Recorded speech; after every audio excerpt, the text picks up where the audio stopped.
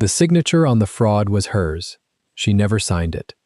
Nadine Baptiste is 29, a Black American forensic auditor, and 5 months pregnant. She walks back into the Haeryong terminal in Busan to close one last audit.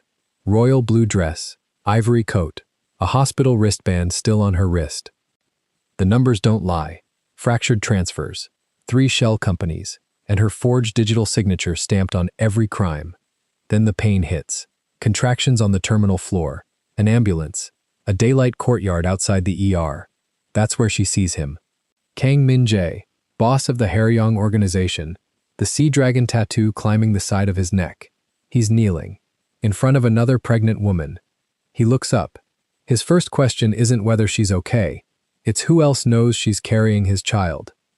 He hands each woman a contract. Different names, same hidden clauses. 21 days until the council votes. But what was really hiding inside those papers? Before starting the story, comment down below where you are watching from and what time it is there. If stories of karma, love, and hidden truths move you, leave a like, be sure to subscribe to the channel, and click join to become a member and help our channel. Nadine Baptiste pressed her badge to the reader for the 3rd time before the terminal doors finally sighed open. The guard behind the glass had watched her do it. He knew who she was.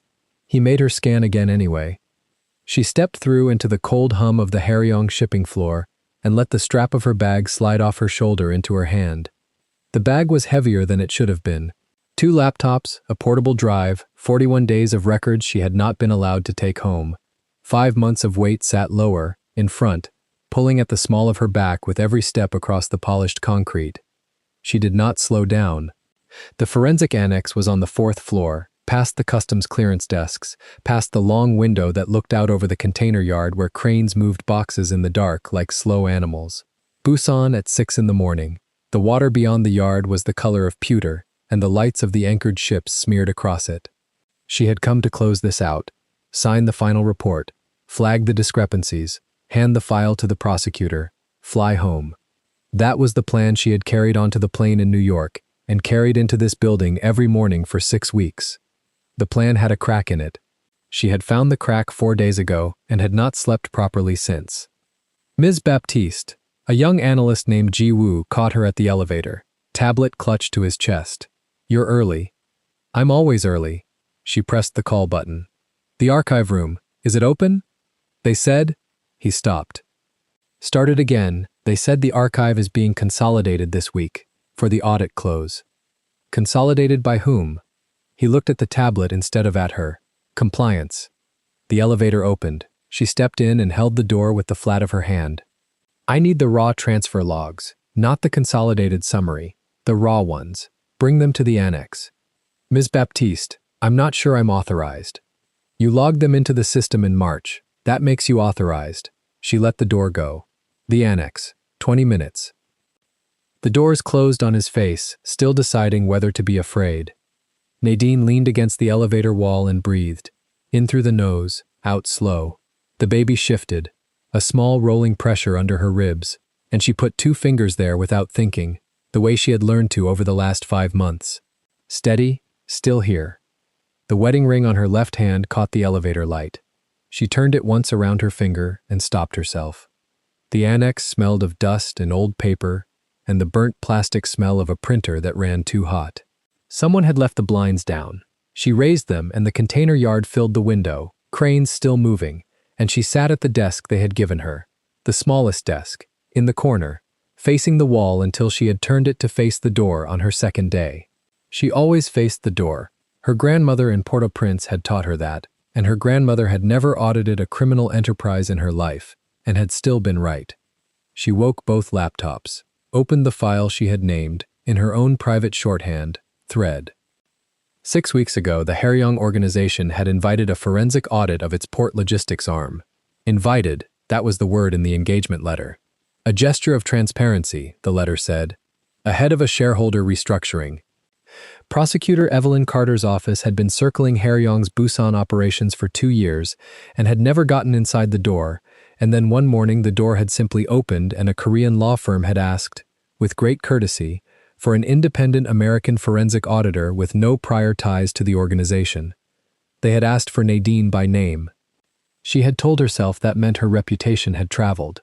She had told herself a lot of things in 6 weeks. The transfers she had come to close out were clean on their face. Payments from the logistics arm to vendors, to fuel suppliers, to a fleet maintenance contractor in Ulsan. All documented, all signed off, all boring. She had spent 5 weeks confirming that they were boring, and she had been 3 days from writing the sentence that would have said so. And then she had run one routine check that she ran on every job, a check so basic she almost skipped it. She had traced the vendors backward, not the payments, the vendors themselves. Who owned them? Who owned the owners? 3 of them dissolved into nothing. She pulled the tree up now on the left screen. 3 shell companies: Songjin Marine Services, Baekdu Freight Holdings. A third one registered in the name of a woman who, when Nadine had checked, had died in 2019. Each company had received a payment. Not one large payment. That would have flagged. Fractured payments. 190,000 here, 210 there. Split across dates. Split across the 3 shells. Each amount sitting just under the internal review threshold that Haryong's own compliance system used. Someone had known exactly where the tripwires were and had walked between them. Someone inside, someone who saw the audit thresholds every day. The total, when she summed it, was a little over $4 million. Moving out of the logistics arm and into 3 companies that did not exist in any meaningful way, across 19 months. That was the crack. She had found it 4 days ago and had said nothing and had kept summing. Now she opened the second file, the one she had not told anyone about, and the reason she had not slept. Each of those fractured transfers required a second authorization, 2 signatures, digital, to move funds above a certain size. The system logged the certificate of each signer, a cryptographic stamp, unique, tied to a person's credentials. She had pulled the certificates on the shell company transfers to see whose credentials had waved $4 million into the dark. The first signer was a mid-level treasury officer. Expected, meaningless. A hand that signed whatever was put in front of it. The second certificate was hers. Nadine sat with her hand flat on the desk and read her own name off the screen. Her credential. Her digital signature, stamped on 19 transfers, the earliest of them dated 11 months before she had ever heard the word Haryong, before the engagement letter, before Busan. Transfers she had never seen, could not have seen, signed with a key she had generated herself in a New York office and had never once used outside it. Someone had her certificate. Not a forgery of her handwriting, her cryptographic identity, cloned, or stolen, or manufactured to look like hers, stamped across a 19-month theft, so that when the theft was finally found, the auditor sent to find it would already be standing at the center of it, holding the file, in the building, alone. They had asked for her by name. She pulled the certificate detail up and read the metadata line by line, the way she read everything, looking for the seam. There was no seam. The stamp carried her serial, her issuing authority, the time zone offset of the New York office where she had generated the key 18 months ago at a desk overlooking a parking garage. She remembered generating it. She remembered the afternoon. She remembered that Marcus had called while she was doing it and that she had let it ring because she was busy, because there would be time later, and there had not been time later. There had been a hospital corridor in another city and a doctor with a clipboard and the particular silence that comes after. Someone had reached into the worst year of her life and pulled a thread out of it and tied it to this. That was the part that made her cold, not the 4 million, not the frame. The precision of it, the way whoever built this had known which afternoon, which key, which grieving distracted woman would generate a credential and then bury herself in work for a year and never once check whether her own signature was walking around Busan without her. They had not just chosen her, they had studied her. The baby moved, slow, a turn, and Nadine breathed and let the cold pass through her instead of settling in. The room was very quiet. The printer ticked as it cooled. Out in the yard, a crane set a container down, and the concrete carried the thud up through the floor and into the soles of her feet. She did not panic. She noticed her own steadiness the way you notice a strange sound in a familiar house, with suspicion. Her hands were still. Her breathing was slow. Somewhere under the calm, a much older part of her had already started counting exits. She reached for her phone. The screen said no signal. Inside a steel and concrete building on the 4th floor, that was ordinary. She had used the desk phone all week. She lifted the desk phone now, and there was no tone. She pressed the hook twice. Nothing. Consolidated. The archive is being consolidated this week. Nadine put the handset down with great care, as if it might make a noise, and looked at the door she always faced. She had 2 moves. Copy everything to the portable drive and get out of the building with it in her bag, or copy everything to the drive and hide the drive here and walk out with nothing, so that if they searched her at the doors, she was carrying only what they expected. Her hand was already at the drive. She had made the choice before she had finished framing it. She plugged it in and started the copy. The shell tree, the certificate logs, the raw transfers Jiwoo was supposed to be bringing and now would not be allowed to bring, and she watched the progress bar crawl, and she breathed. The baby kicked. Once, sharp, high under her ribs. She exhaled and put her hand there. "I know," she said, quietly, to the room, to the child, to no one. "I know. Almost done." The copy hit 40%. Footsteps in the corridor. Not Jiwoo's. She had learned his walk, quick and apologetic. These were even, unhurried. 2 people, maybe 3, and they were not trying to be quiet, which was its own kind of message. Nadine minimized thread and opened the vendor summary, the clean one, the boring one, and turned her second screen toward the door so that anyone entering would see a woman calmly reviewing fuel supplier invoices. The drive kept copying behind the window, 44%. The door opened without a knock. The man who came in was not one she had met. Charcoal suit, discreet tie, an old watch on his wrist that did not match the suit. Older, plainer, a watch that had belonged to someone. He filled the doorway without seeming to try. Behind him, in the corridor, 2 others in dark clothing stopped and did not enter, which told her he outranked them and that he wanted her to know it. Ms. Baptiste. His English was careful, each word set down like a stone across a river. "You're here early. People keep telling me that." "The audit closes Friday." He did not move from the doorway. His eyes went once around the room, the raised blinds, the turned desk, the 2 laptops, and came back to her, and something in them registered the drive's little green light and did not react to it, which was worse than reacting. "There is no need for you to be in the building over the weekend. We would prefer you rest." "I rest better when the work is finished." "The work is finished."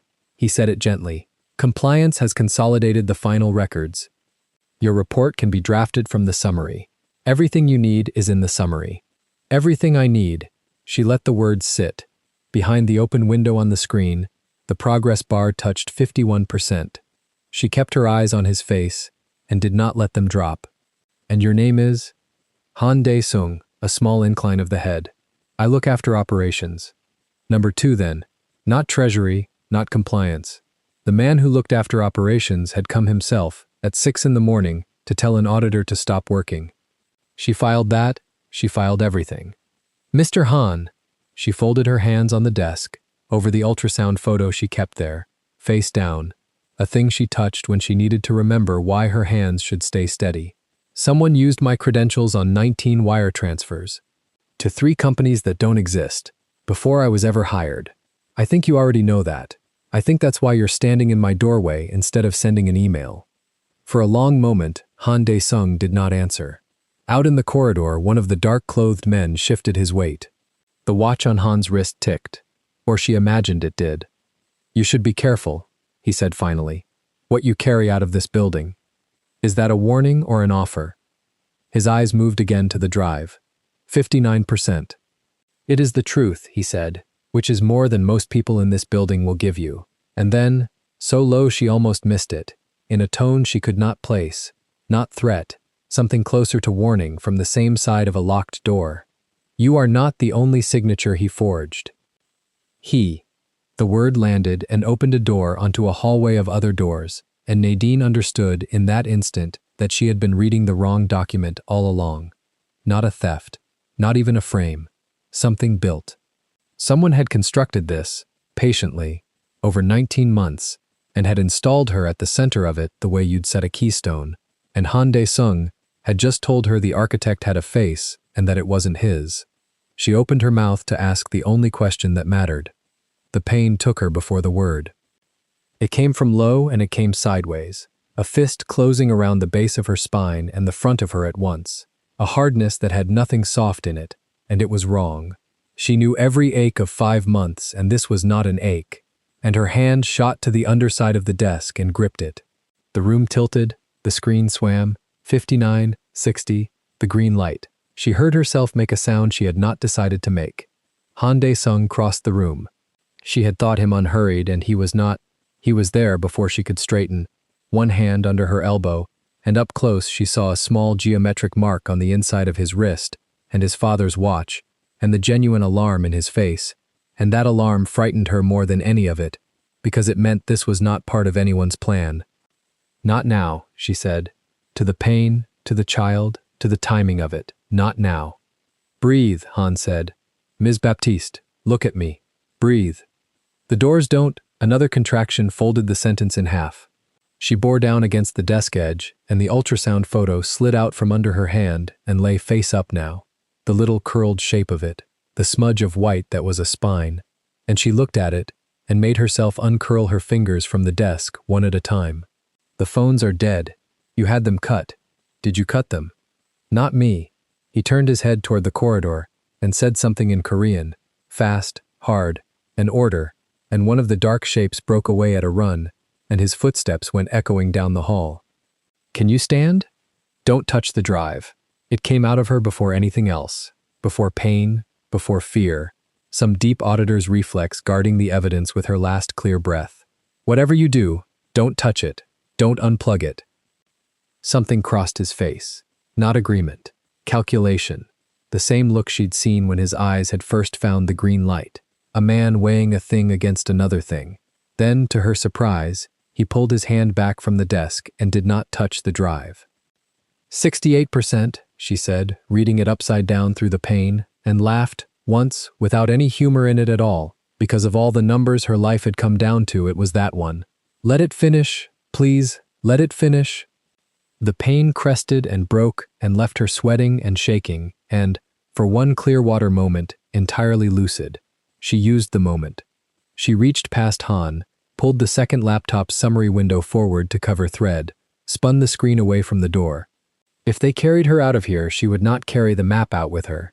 She would leave it copying to a drive he had promised, wordlessly, with a pulled-back hand, not to touch, and she would decide later whether a man like that could be believed, because there was no later without a now, and the now was on fire. The dark shape came back at a run. Behind him, farther off, the flat mechanical chime of an elevator, and voices, and the particular hurried quiet of a building that had just been told there was a medical emergency on 4. Cars at the loading dock, the man said, in accented English, to her, not to Han. Ambulance can't get through the yard fast. Car is faster. No, Nadine got the word out through her teeth. She did not know these men. She did not know this building. She knew, precisely, that she was the inconvenient center of a $4 million crime that someone had built to have a scapegoat, and that a scapegoat who vanished into a private car during a medical emergency was a scapegoat who could be reported to have left the country of her own free will, or worse, and never mind the child. Ambulance, public hospital, on the record. Han looked at her, the something in his face again. She met it and did not blink, and after a moment, a long one, a costly one, she would think later, he gave the smallest nod she had ever watched a man give. Ambulance, he said to the other man. Municipal. And you log the call. Written log, time-stamped, your name on it. Go. The man went. The other man was gone before the order finished. Nadine watched the empty doorway and made herself breathe against the desk. She had negotiated hostile boardrooms and cross-examinations and a divorce lawyer once, and she had learned that the only power a cornered person keeps is the power to slow things down, to force the record open, to make the other side act where witnesses can see.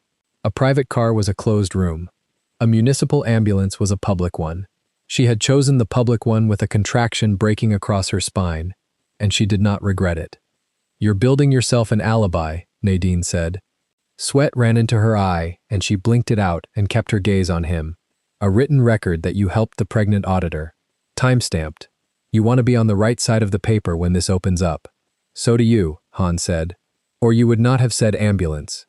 And that was the first true thing anyone in the building had said to her, and it was said by the second in command of the organization she had come to expose, kneeling now beside her chair with his father's watch and his careful English, and she filed even that, even now.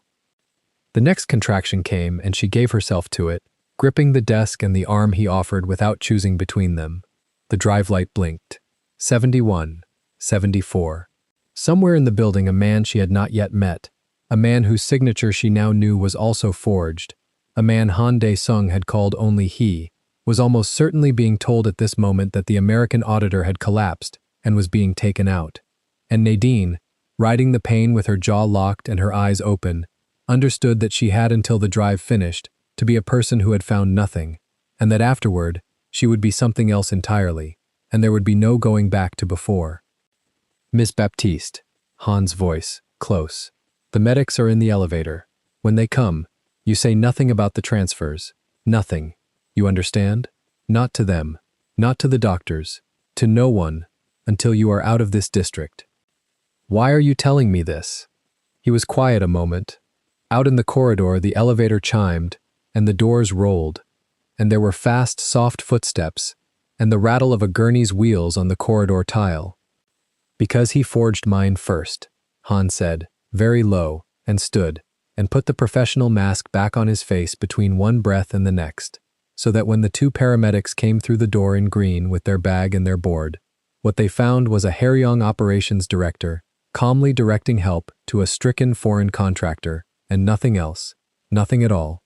Then hands were on her, careful and quick, a blood pressure cuff, a voice asking her name and the date and how far along, and she answered the medical questions in the flat, clear voice she used for depositions. Nadine Baptiste, 22 weeks, no, 5 months, 20 weeks. The 16th of August, while her whole mind stayed fixed on the little green light going 81, 83, and on the ultrasound photo she would not let them leave behind, snatching it off the desk with 2 fingers as they lifted her, folding it against her chest under the royal blue fabric. They moved her onto the board. The room went sideways and righted.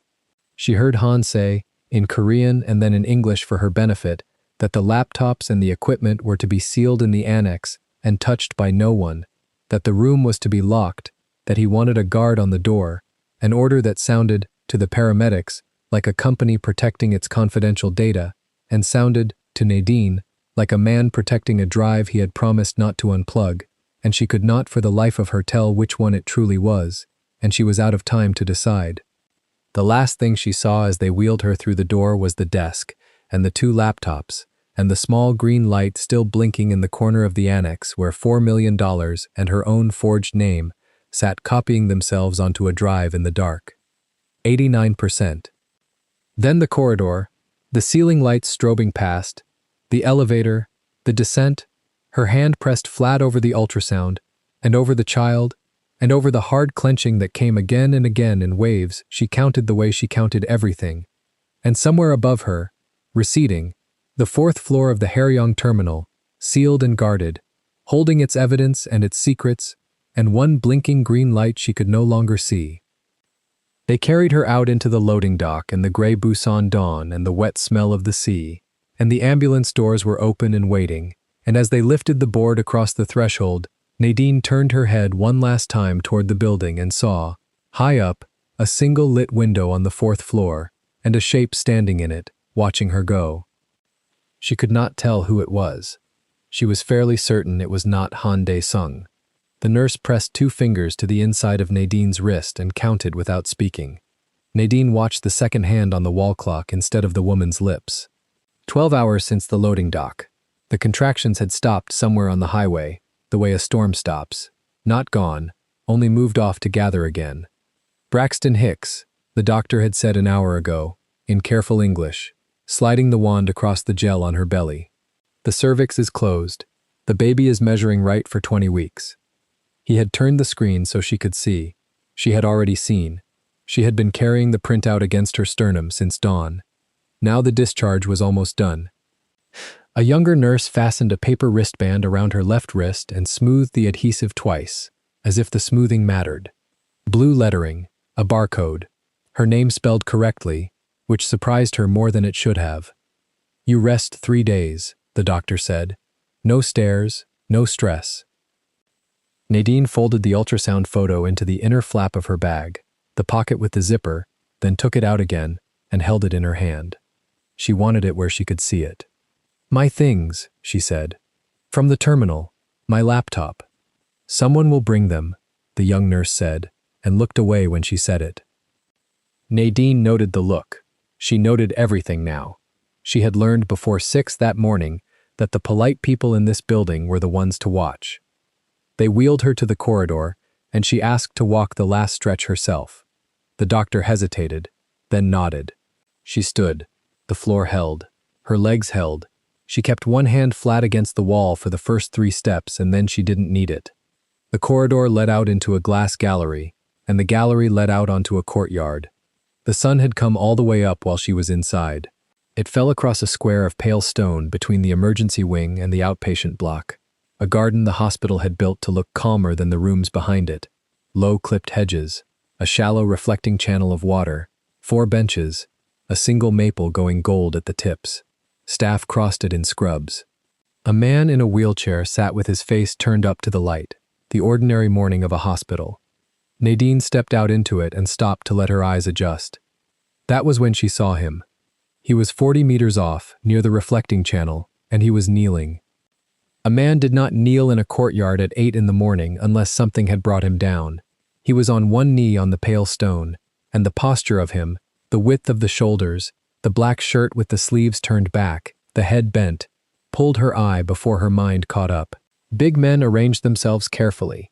This one had folded down to be lower than the person in front of him, and that alone told her the person in front of him mattered. The person in front of him was a woman. She sat on the nearest bench with her knees together and her hands in her lap. Pale coat the color of champagne, long dark hair loose over one shoulder, and her belly, Nadine's own trained eye measured it before she could stop the reflex, further along than her own. 7 months, near enough. The woman sat the way heavily pregnant women sit, spine too straight, weight tipped back off the base of the spine. The kneeling man had one hand on the bench beside the woman's hip, and the other open, palm up, the way you offer a hand to someone you are afraid will run. Nadine did not move closer. She stood in the mouth of the glass gallery, with the sun on her, and watched, and the watching was a thing she could not have stopped if the building had caught fire. The man lifted his head to speak, and the light caught the side of his neck. There was a dark mark there. It ran from just under his ear and vanished below the open collar. A long shape, inked, coiling. From 40 meters, she could not read it. She only registered that it was there, that it was the kind of mark a person carries their whole life, that it belonged to a man who did not hide who he was. She did not know his name yet. She felt the drive first, the memory of the green light blinking at 68%, then 89%, in a room now sealed and guarded on her orders and his. She felt the cloned certificate, the 19 transfers, the 4 million split into pieces small enough to slip under a tripwire. She felt Han Dae-sung's voice, low, at the edge of the ambulance doors. He forged mine first. All of it lived in her chest beside the ultrasound photo, and none of it had a face. The man in the courtyard had a face. She just couldn't see it yet. She should have turned around. The doctor had said no stress, and here was stress with a spine and a neck tattoo, and a pregnant woman on a bench. She should have gone back inside and waited for a car and let the strangers in the sunlight stay strangers. She took a step forward instead. The stone was warm through her shoes. She kept to the edge of the courtyard, along the hedge line, the way you keep to a wall. The reflecting channel carried their voices to her in pieces, cut by the small noise of the water. The woman on the bench was crying without sound. Nadine saw it in the way she blotted under one eye with the side of her finger, quick, angry with herself for it. She was not a woman who cried easily. She had the posture of someone used to sitting across a table from men who lied for a living. A lawyer, Nadine thought, and was right, though she did not know that either. The man said something low. The woman shook her head. He said it again, and this time the wind and the water let a piece of it through. Who else knows? Nadine stopped walking. She was close enough now to see the woman's hands close over the top of her own belly, both of them, a shield made of 10 fingers.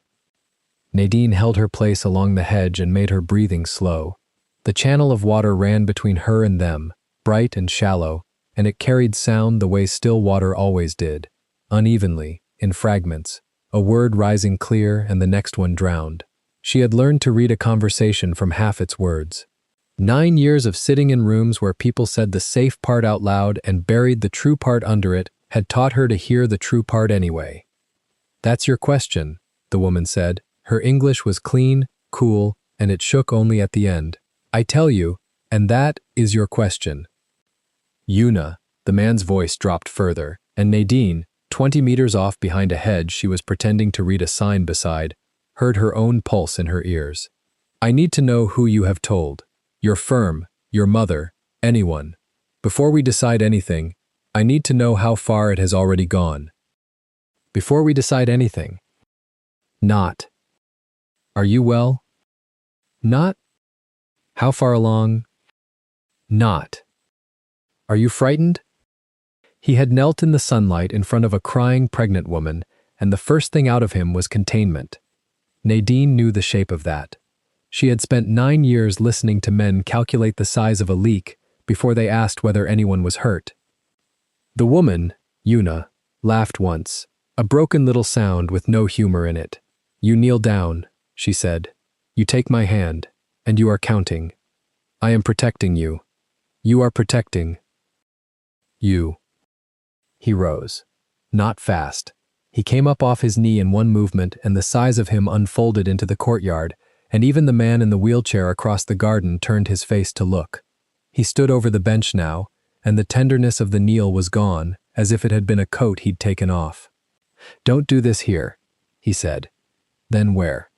Yuna's voice climbed, and she pulled it back down by force. "You choose. You always choose the room. Choose one. You are 7 months carrying my child, and you want to fight in a garden." "Your child?" She pressed both hands flatter against herself. "You said that easily just now. You have practiced that." Nadine's hand had found the top of the hedge without her deciding it. The leaves were stiff and small. She held on to them. "My child." The man had a woman 7 months along with his child, on a bench, in tears, and he was managing her like a story that had gotten out of the building. She should leave. She told herself so twice. The man crouched again, not the knee this time, just down to Yuna's level, forearms on his thighs, close, and his voice came out gentler, and therefore worse. "Listen to me. What we build carefully. There is a vote coming. 21 days.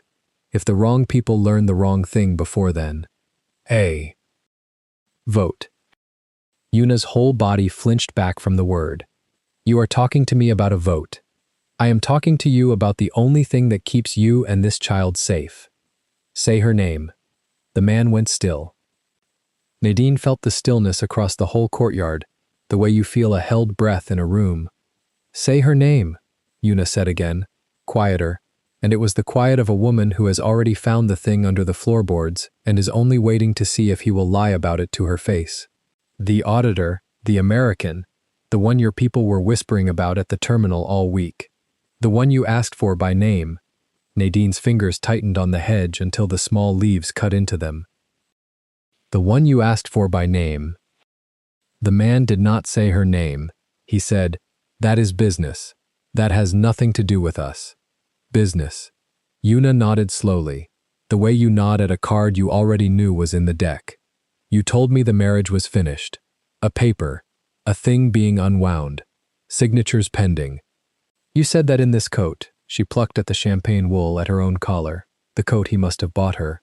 6 weeks ago, in Seoul, you said the divorce was 3 signatures from done. It is. Then why, Yuna said, does your mother still call her daughter? The courtyard held very still around the two of them, and around the third person standing behind the hedge who had gone cold from the scalp down. The man straightened again. He put a hand to the back of his own neck, over the mark, a gesture Nadine would come to know, and rubbed it once, and she understood that she was watching a man calculate whether the truth or a new lie cost him less right now. "It is complicated," he said. "Everything is complicated when you are the one who tangled it. Yuna's voice had steadied into something almost conversational, and that was worse than the tears, Nadine thought. A woman who argues calmly has stopped hoping and started counting. I have written 100 contracts. Do you know what the word complicated means in my work? It means someone wants two things that cannot both be true and is asking me to make the paper pretend they can. The man said nothing. His hand had gone to the back of his neck again. That is what you are asking me, Yuna said. To let the paper pretend. It is. Not, Yuna said, and now the tears were back, and she let them come, and did not blot them away, which was somehow more terrible than the crying she had hidden. Either you have a wife, or you do not. Either I am carrying a child with a married man who lied to me for a year, or I am not. There is no complicated. There is only which one, and which one you decided I was worth telling. He did not answer fast enough. The not answering was the answer. Nadine watched the knowledge arrive in the other woman's body, watched Yuna's spine, already too straight, go rigid, watched her hands slide off the top of her belly and grip the edge of the bench instead, watched her look up at the man not with fury first, but with something worse, a kind of vertigo, the look of a person who has just felt the floor she trusted turn out to be painted over a hole. It never ended, Yuna said. It was not a question. It came out flat, almost wondering. You never ended it. There is no divorce. There were never 3 signatures. Yuna. She is still your wife. Keep your voice down. She is still your wife, Yuna said, and it broke in the middle, and the man in the wheelchair across the garden looked away out of decency, and a nurse near the door slowed, and then made herself keep walking, and behind the hedge, Nadine Baptiste stood with the sun full on her royal blue dress, and her ivory coat, and the paper wristband, and the ultrasound photo pressed to her chest, and felt the whole morning tilt on its edge. Because she was doing what she had done since 5:30 that morning in the 4th floor annex. She was assembling. A man asked for by name, a wife his mother still called daughter, a divorce that was always 3 signatures from done and never got them, a vote in 21 days, a shipping organization inviting a forensic audit right before a shareholder restructuring and asking for one specific American to run it, the neck, the sleeves, the size of him, the way 3 of his people had emptied a 4th floor corridor for him, and one of them had watched her drive fill with evidence and hadn't touched it. You are not the only signature he forged. Han had said. He forged mine first. Nadine looked at the man standing over the weeping pregnant lawyer in the sunlit garden, and the last piece slid home with a click she almost heard. She did not have his name yet. She would have it within the hour. But she had his shape, and his shape fit the hole in the center of the theft exactly, the way a key fits a lock it was cut for. The father of that woman's child was the architect. The man who had built $4 million of fracture across 19 months and signed it all with a dead-tired auditor's clone certificate, the man Han Dae-sung was so afraid of that he'd built a paper alibi at dawn, was standing 40 steps away with his sleeves rolled up, telling a 7 months pregnant woman to lower her voice. And somewhere in the tangle of it, a wife. She is still your wife. Nadine's own left hand came up on its own, and she looked at it. The gold band caught the courtyard light. Marcus's band, still on her finger, 19 months after the phone rang in New York, and she let it ring. A different marriage, a different grief. She was not the wife the lawyer meant. But the word had gone into her like a splinter anyway, because she had just spent a dawn learning that a man she'd never met had walked through the most private year of her life, her key, her grief, her signature, and used it to build a crime. And now here he was in the flesh, close enough to throw a stone, and he did not know she existed. That was the thing that steadied her. He did not know she was here. The man reached down and took Yuna's wrist. Not roughly, but he took it, closed his hand around it the way he'd closed his hand around the edge of the bench, and Yuna went stiff. We are not doing this in public, he said. Let go. There is a car. We will talk somewhere. Let go of me. She said it loud enough that 2 nurses by the door stopped and did not pretend otherwise. The man felt the weight of the watching and opened his hand at once, and it was the opening of the hand, the sudden studied gentleness of it in front of an audience, that told Nadine more about him than anything he had said. He was a man who was always aware of the room. He had been aware of the room even on his knee. Yuna stood. It took her 2 tries, one hand flat on the bench for leverage, the champagne coat falling open over the curve of the child, and when she was up, she stepped back out of his reach and put the bench between them. "How long?" she said. "Yuna, how long have you been married while you told me you weren't?" The man's jaw moved. He glanced, quick, involuntary, a professional's tell, toward the glass gallery, toward the exits, cataloging the ways out. His gaze swept the courtyard's edge. It swept the hedge. It swept Nadine. For 1 second, less, the intense dark eyes crossed her and registered a woman in blue standing very still by the hedge with a hospital wristband and a photograph in her hand. One more pregnant patient in a courtyard, full of the sick and the waiting, and slid on past, filing her under nothing. He did not know her face. Of course he didn't. He had built his crime out of her signature and her grief and her name, and he had never once needed to learn what she looked like. The eyes moved on.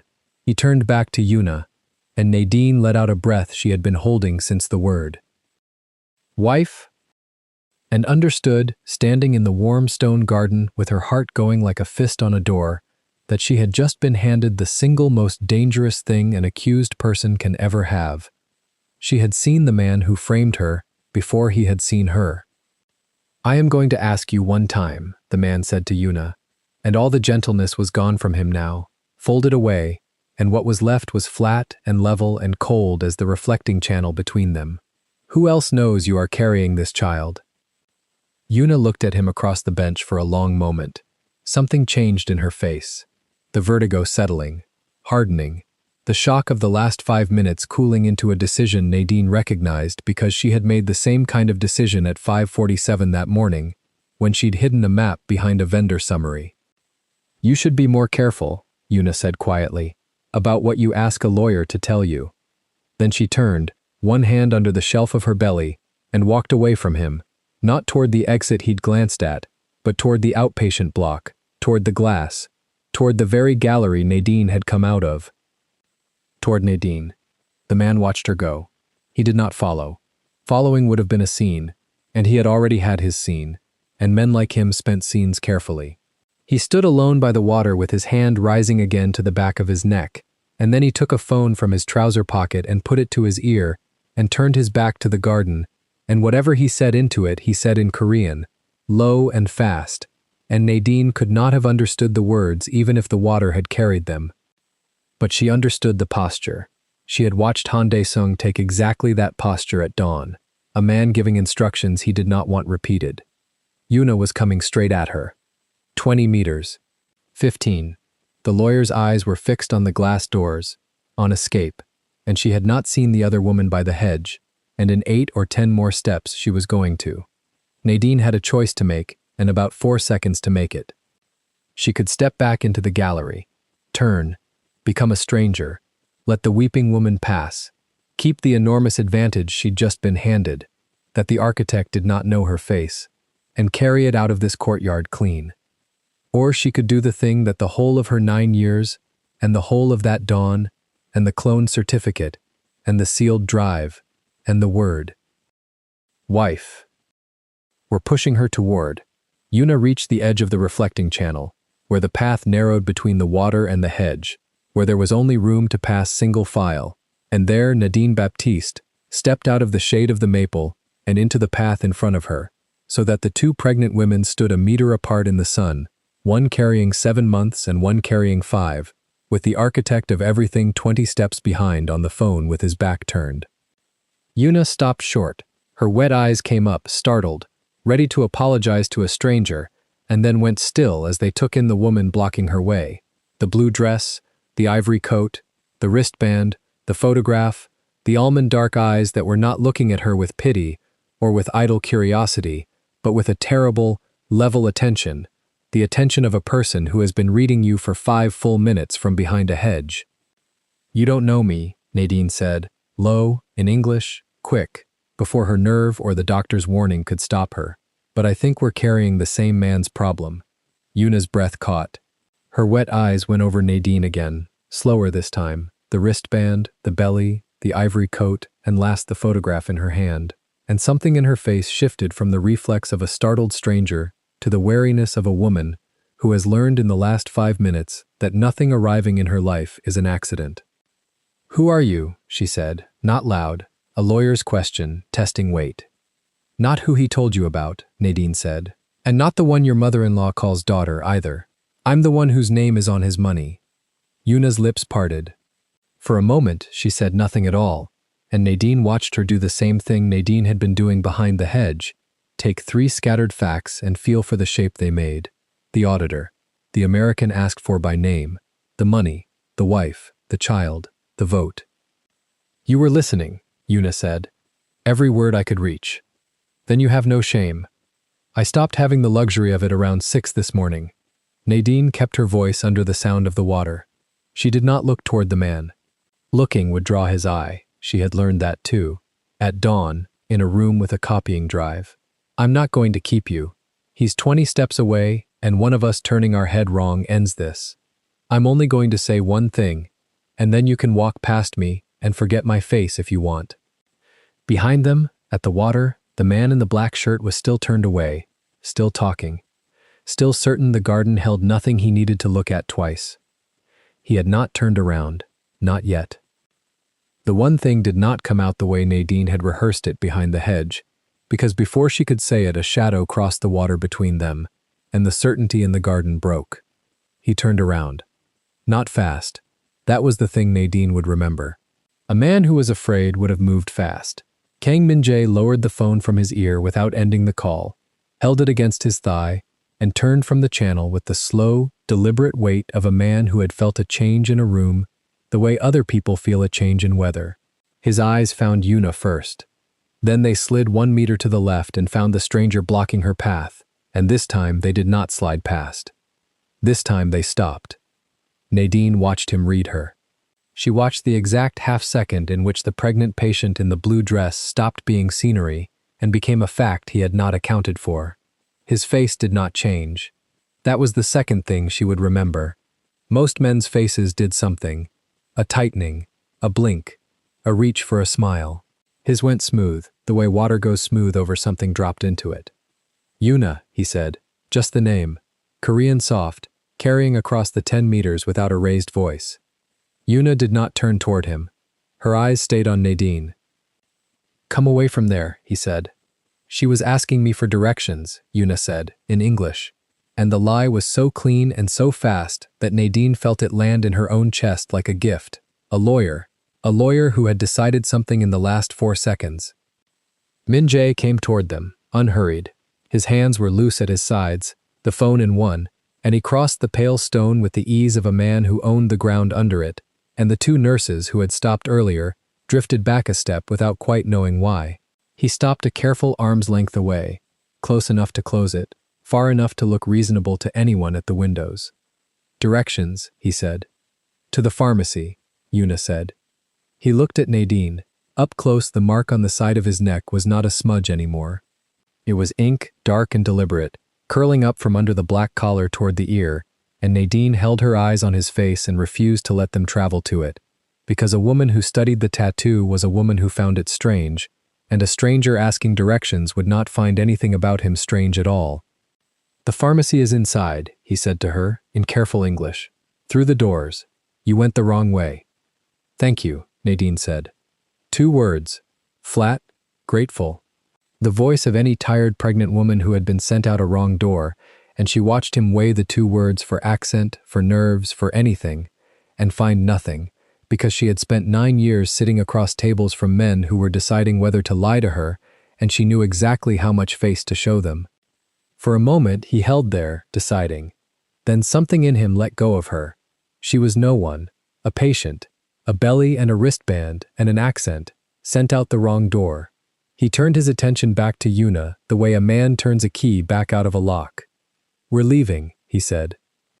"I have my own car. Dae-sung is bringing it around." And there it was, the name, dropped into the garden like a coin into the shallow channel, and Nadine kept her face empty while everything under it went very still. Daesung, Han Daesung, bringing the car around. The number 2, who had knelt beside her at dawn and told her his own signature had been forged first, was, at this hour, at this man's word, bringing the car around. She filed it without a flicker. "I'm not finished at the hospital," Yuna said. "You're finished." He said it gently, and that was the cruelty of it, the gentleness, and Nadine saw Yuna hear the gentleness and go pale under it. "You've been standing too long," the doctor said. "The doctor said nothing to you." I asked. 3 syllables, and they told Nadine more than the whole conversation behind the hedge had. He had asked the doctor. He had already been inside, past the desk, past the nurse who looked away when Nadine asked about her own belongings, asking questions about a pregnancy that a court somewhere would one day have to decide whose business it was. The man planned around bodies. He planned around this one, growing, 7 months along, the way he had planned around a dead woman's company registration in 2019. "Go on ahead," Yuna said to Nadine, in the bright false voice of a stranger dismissing a stranger. "You'll find it." It was permission. It was a door held open half an inch. Nadine took it. She dipped her head, murmured her thanks a second time, and stepped past Yuna along the narrow path, past the edge of the reflecting channel, toward the glass gallery and the doors. And as she passed within a half-meter of Kang Min-jae, she looked at the ground, and let him be tall, and let him be nothing to her. And she felt his eyes touch the top of her head for 1 second, and then release her. She had been within reach of the man who had built 19 forged transfers on her dead husband's grief, and he had let her walk by because she had made herself boring. She did not look back until she reached the glass. Then she did, once, under the pretense of finding the door handle. Min-jae had a hand at the small of Yuna's back, guiding her, not gripping, guiding, which was worse, steering her across the stone toward the archway, where a charcoal gray suit had appeared at the corner of the outpatient block. Han Daesung, his father's watch. His attentive dark eyes going once around the whole courtyard, cataloging it the way they had gone once around the annex at dawn. His eyes reached the glass gallery. They found Nadine standing in it. For a half-second they held. Then Han Daesung looked away, opened the rear door of the black car, and became a driver. He gave nothing. But Nadine had seen it. The flick of recognition, the deliberate cost of pretending there was none. And she understood that at least one man in that courtyard now knew that the auditor and the mistress had stood a meter apart in the sun, and that she had watched him choose to keep it to himself. She went inside. The pharmacy line had 4 people in it, and Nadine stood in it, because standing in it was what a woman sent out the wrong door would do, and because the glass wall of the pharmacy looked back out on the courtyard, and she watched the black car swallow Seo Yuna and pull away through the archway and out of sight. Min-jae did not get in with her. He stood a moment in the emptied garden, looking at nothing, phone rising back to his ear, and then he too was gone, on foot, toward the parking structure, and the maple with the gold-tipped leaves stood alone over 4 empty benches. Nadine bought a bottle of water she did not need so that the line would have meant something, and she sat on a bench in the pharmacy alcove, and she took out her own phone. Still no belongings, still no laptop. Someone will bring them. She had one thing. She had the fact that she had seen his face before he had learned hers. She turned it over the way at dawn she had turned over the progress bar. 68%, 89%. She did not know if the drive had finished. She did not know if it still existed. But she knew the shape of the thing now. And the shape had a name attached to a wife it had never divorced and a mistress 7 months pregnant and a vote in. She counted back to the courtyard. 21 days. Her phone buzzed in her hand. An unknown Korean number. A single line of English text. "The lawyer wants to talk. Not his people, ours." Nadine read it twice. She read, "Ours." 3 times. She put the water bottle down on the bench beside her very slowly, the way at dawn she had put the map screen face down, and she typed back one word. "Who is this?"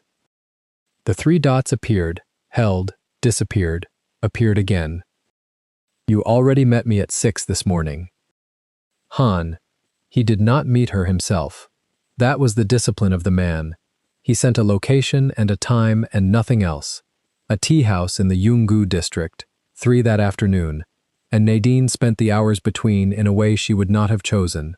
Alone in a discharge lounge with a paper cup, no laptop, no drive, no belongings, a hospital wristband she could not bring herself to cut off because the barcode with her name spelled right was the only official object in the world currently telling the truth about her.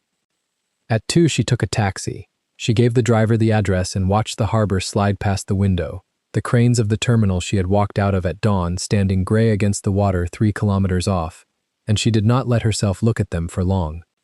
The tea house was old and narrow and full of afternoon women, and that was the point of it, Nadine understood at once. A room where 2 pregnant strangers meeting a third would draw no eye at all.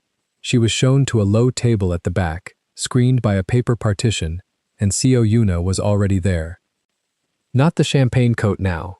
Yuna had changed. A navy-tailored dress, pearl at each ear, a leather portfolio squared on the table in front of her, the way a shield is squared. She had cried in the courtyard. She had not cried since. Her face, when she looked up at Nadine, was the face of a woman who had spent the drive rebuilding herself from the studs out. "Sit," Yuna said, "before someone decides 2 pregnant women standing is worth remembering." Nadine sat. For a moment, neither spoke. A server set down tea neither had ordered and withdrew, and the paper partition breathed with the draft from the door, and the 2 women looked at each other across the low table. 1 7 months, 1 5, 1 fair and 1 dark, 1 carrying the name he used, and 1 carrying the child he wanted. And Nadine understood that everything now depended on the next several sentences, and that both of them knew it. "He told me a version of you," Yuna said, "in the car, just now. Already. He's efficient." Yuna's mouth did something that was not a smile. "You're unstable, apparently. A grieving widow the firm should never have sent. You lost a husband, you lost your judgment, you've been making accusations, and the audit's been a disaster he's been too kind to shut down." She turned the teacup a quarter turn on its saucer. "He was very gentle about it. He's always gentle when he's telling you what you are. And you believe it?" "I believed him for 11 months. Yuna looked up. "So no, not anymore. A man doesn't kneel in a hospital garden and ask who else knows about his child before he asks if the child is all right. I've written enough contracts to know when the first clause tells you the whole deal." Nadine let out a breath she had been holding since the courtyard. "He gave me a contract," Yuna said. The word landed in the room and did not move. "A month ago, in Seoul." Yuna's hand went flat on the leather portfolio. "For the baby, he called it protection, guardianship, provision, a trust in the child's name, everything a careful father puts in place. He said it was to keep the child safe if anything happened to him, with his position, his family, the people around them. He said his mother would try to control the child if he didn't lock it down first." Her jaw tightened. "He made himself the one protecting my son from his own family, and I signed it. 7 months pregnant and told the man I loved was protecting our child. I signed it without a lawyer, which is a thing I have told 100 clients never, ever to do." "You're a lawyer." "Maritime commerce. Contracts, cargo, liability." Yuna's eyes came up, hard. "I read the fine print of other people's ships for a living, and I signed my own child away in a hotel suite because the father held my hand while I did it." She stopped. She steadied. "I didn't understand what I'd signed until this morning, until I heard the word vote come out of his mouth in a garden and watched him care more about who knew than whether I was standing up straight. Then I went back to the suite and I read it again, alone, slowly, the way I'd read it for a client." She opened the portfolio. "And," Nadine said. "And there are clauses in a baby's guardianship contract," Yuna said, "that have nothing to do with the baby." Nadine leaned in. Yuna did not hand it across.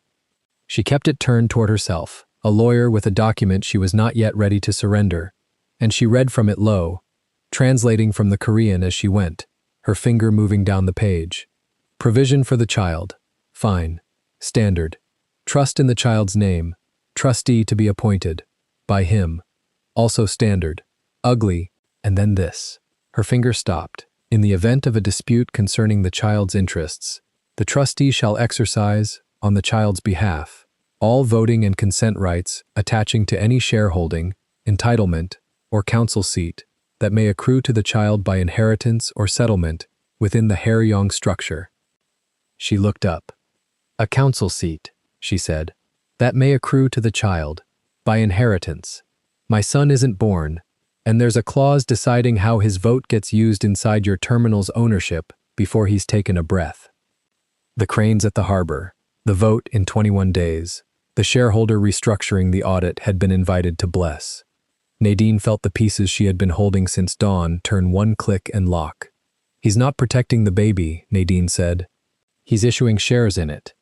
He's parking control, Yuna said, and now her voice had the flat carrying precision of a woman reading a deal aloud in a room full of men who had underestimated her. She turned the page and read the next clause without looking up. The trustee's authority is irrevocable during the child's minority, except by written consent of the settlor.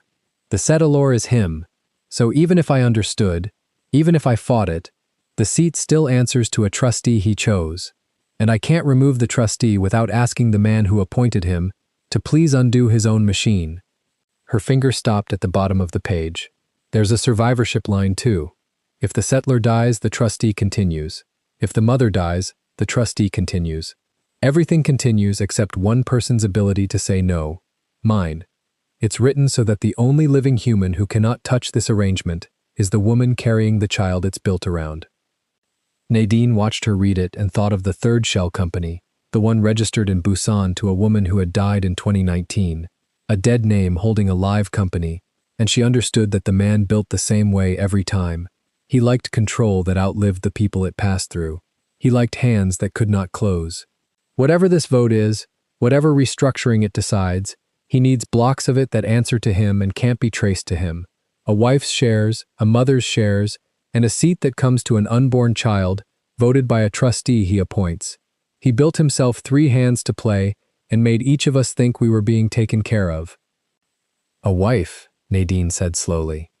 Yuna went still. You said a wife's shares. Nadine kept her voice even. You know he's married. You found that out this morning. But you said it just now like you knew there was a document. The color that had come back into Yuna's face went out of it again. There is a document, Nadine said. Isn't there? You've seen a second one. I haven't seen it. Yuna's hand closed on the edge of the portfolio.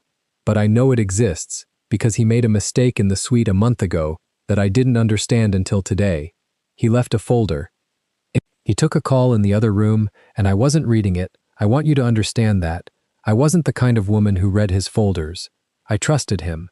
But the cover page was face up on the table, and it had 2 words on it in English that I remember because they were strange. She swallowed. Spousal instrument. And a date. And the date was 3 weeks after he told me the divorce was 3 signatures from done. Nadine sat back. He has a contract with the wife too, Yuna said, for her shares.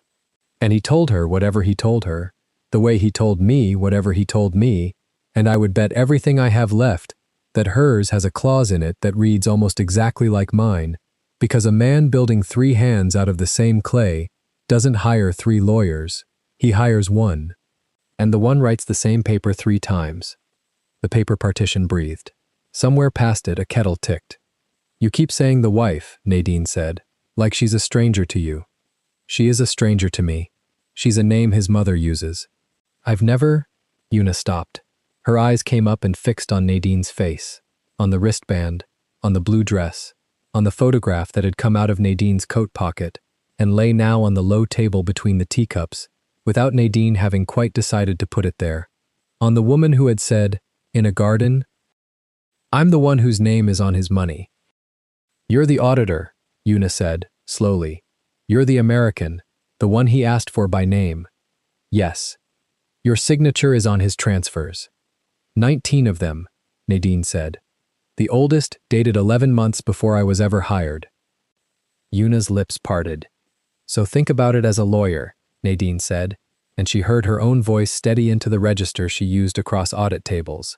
The register that did not plead, not as the woman he lied to, as the lawyer who reads other people's ships.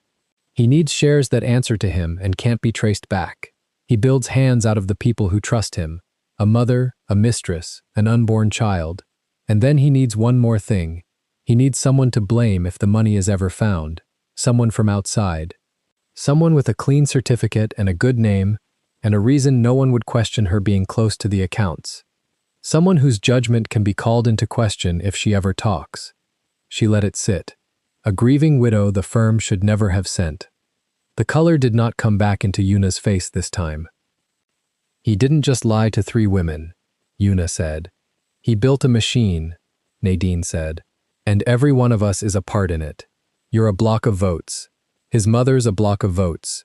Your son's a seat. And I'm the fuse. I'm the name it all burns down to if anyone ever lights it.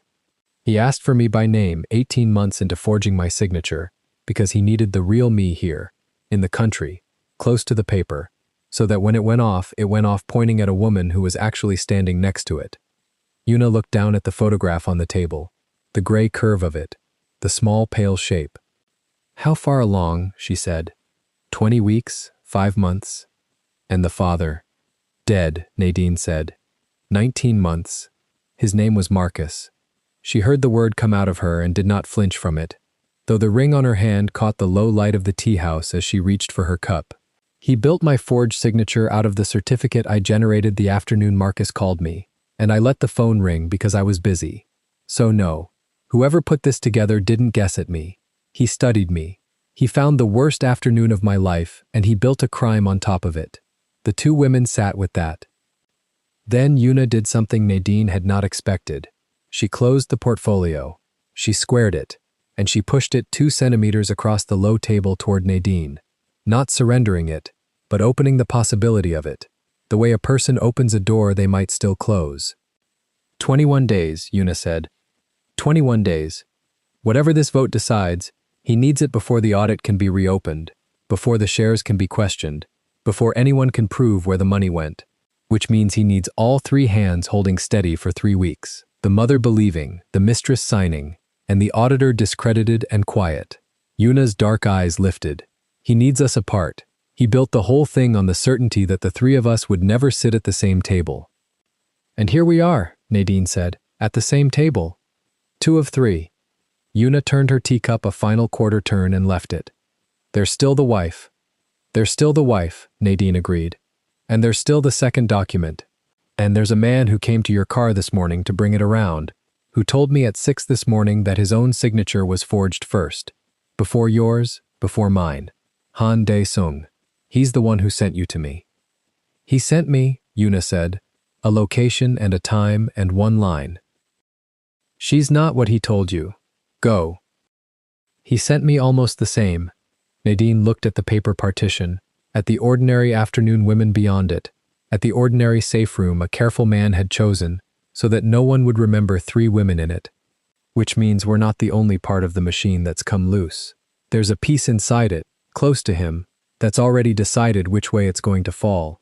I just don't know yet whether it means to fall on him or on us. Yuna followed her gaze to the partition. Beyond it, the door of the tea house opened and a draft moved through the paper, and both women turned toward it before they could stop themselves, the reflex of prey, and then a stooped old woman came in out of the afternoon light, shaking rain off an umbrella, and it was nothing, it was no one, and the 2 of them let their breath go at the same moment and almost, found something like a laugh in it. Almost. Then Nadine's phone buzzed on the low table, screen up, and the same unknown number filled it, and this time the line of text was longer, and both women read it upside down and right side up at once. He knows you weren't asking directions. Dae-sung told him nothing. Someone at the window did. Leave separately, and whatever you decided at that table, decide it faster. The vote just moved. It's not 21 days anymore. Nadine's hand did not move from the cup. Yuna's did not move from the portfolio. Above the 2 of them, the paper partition breathed once more with the draft from the door, and neither woman reached for the phone, because reaching for it would mean the afternoon was real, and both of them already knew that it was. Yuna moved first. She slid the leather portfolio the last 2 centimeters across the low table, past the ultrasound photo, past the cooling cups, and opened it flat, so the pages faced Nadine instead of herself. The gesture cost her something. Nadine watched her jaw set as she did it, the way a person braces before letting a stranger read a diary. Read the trustee section, Yuna said. Page 4. Then tell me I imagined it. Nadine did not touch the pages yet. She looked at the room first. 2 tables over, 3 women laughed at something on a phone. A grandmother poured for a bride. The old woman with the umbrella had settled by the window and ordered nothing. Cover held. Nadine turned the portfolio a fraction so the print caught the lamp, and began. She read the way she read ledgers, from the bottom up, where the traps lived. Definitions. Governing terms. The clause Yuna had described that afternoon. Word for careful word. Then she stopped on a line Yuna had not mentioned. Who drafted this? Nadine said. There's no firm name on it. He said a private office. Discreet. There's always a name, not on the face. In the machinery. Nadine slid one finger down the margin to a block of gray text most people skipped. The boilerplate at the very end. The part that told you nothing about the deal and everything about the drafter. Here. Notices to the drafting council shall be delivered to the following reference. She read the reference twice. A code, letters and a number. No street, no city, just an internal file marker a law office used to know its own child. Yuna leaned in. That's nothing. That's a filing number. It's a fingerprint. Nadine set the portfolio down. Every office numbers its work its own way. Some by year, some by client, some by matter type first, then sequence. This one leads with 3 letters, then a dash, then 4 digits, then a slash, and a single letter. She tapped the letter. That last letter changes by drafter. It's who held the pen. Yuna's hand had gone still on her own belly. You've seen this format. I've seen $4 million formatted by the same hand. The words dropped between them, and neither reached for a cup. Nadine kept her voice low, flat, a woman discussing pharmacy hours. The shell transfers, 19 of them. Every wire memo carried an internal reference in the payee instructions, the kind nobody reads because it looks like bank noise. 3 letters, a dash, 4 digits, a slash, a letter. She turned the portfolio back toward Yuna and pointed. That structure. I spent an hour this morning wondering why a shipping fraud bothered to file its own crimes like a law practice. Because it wasn't filed by a launderer, it was filed by a firm. You're saying the office that wrote my baby's contract is the office that moved the money? Nadine did not blink.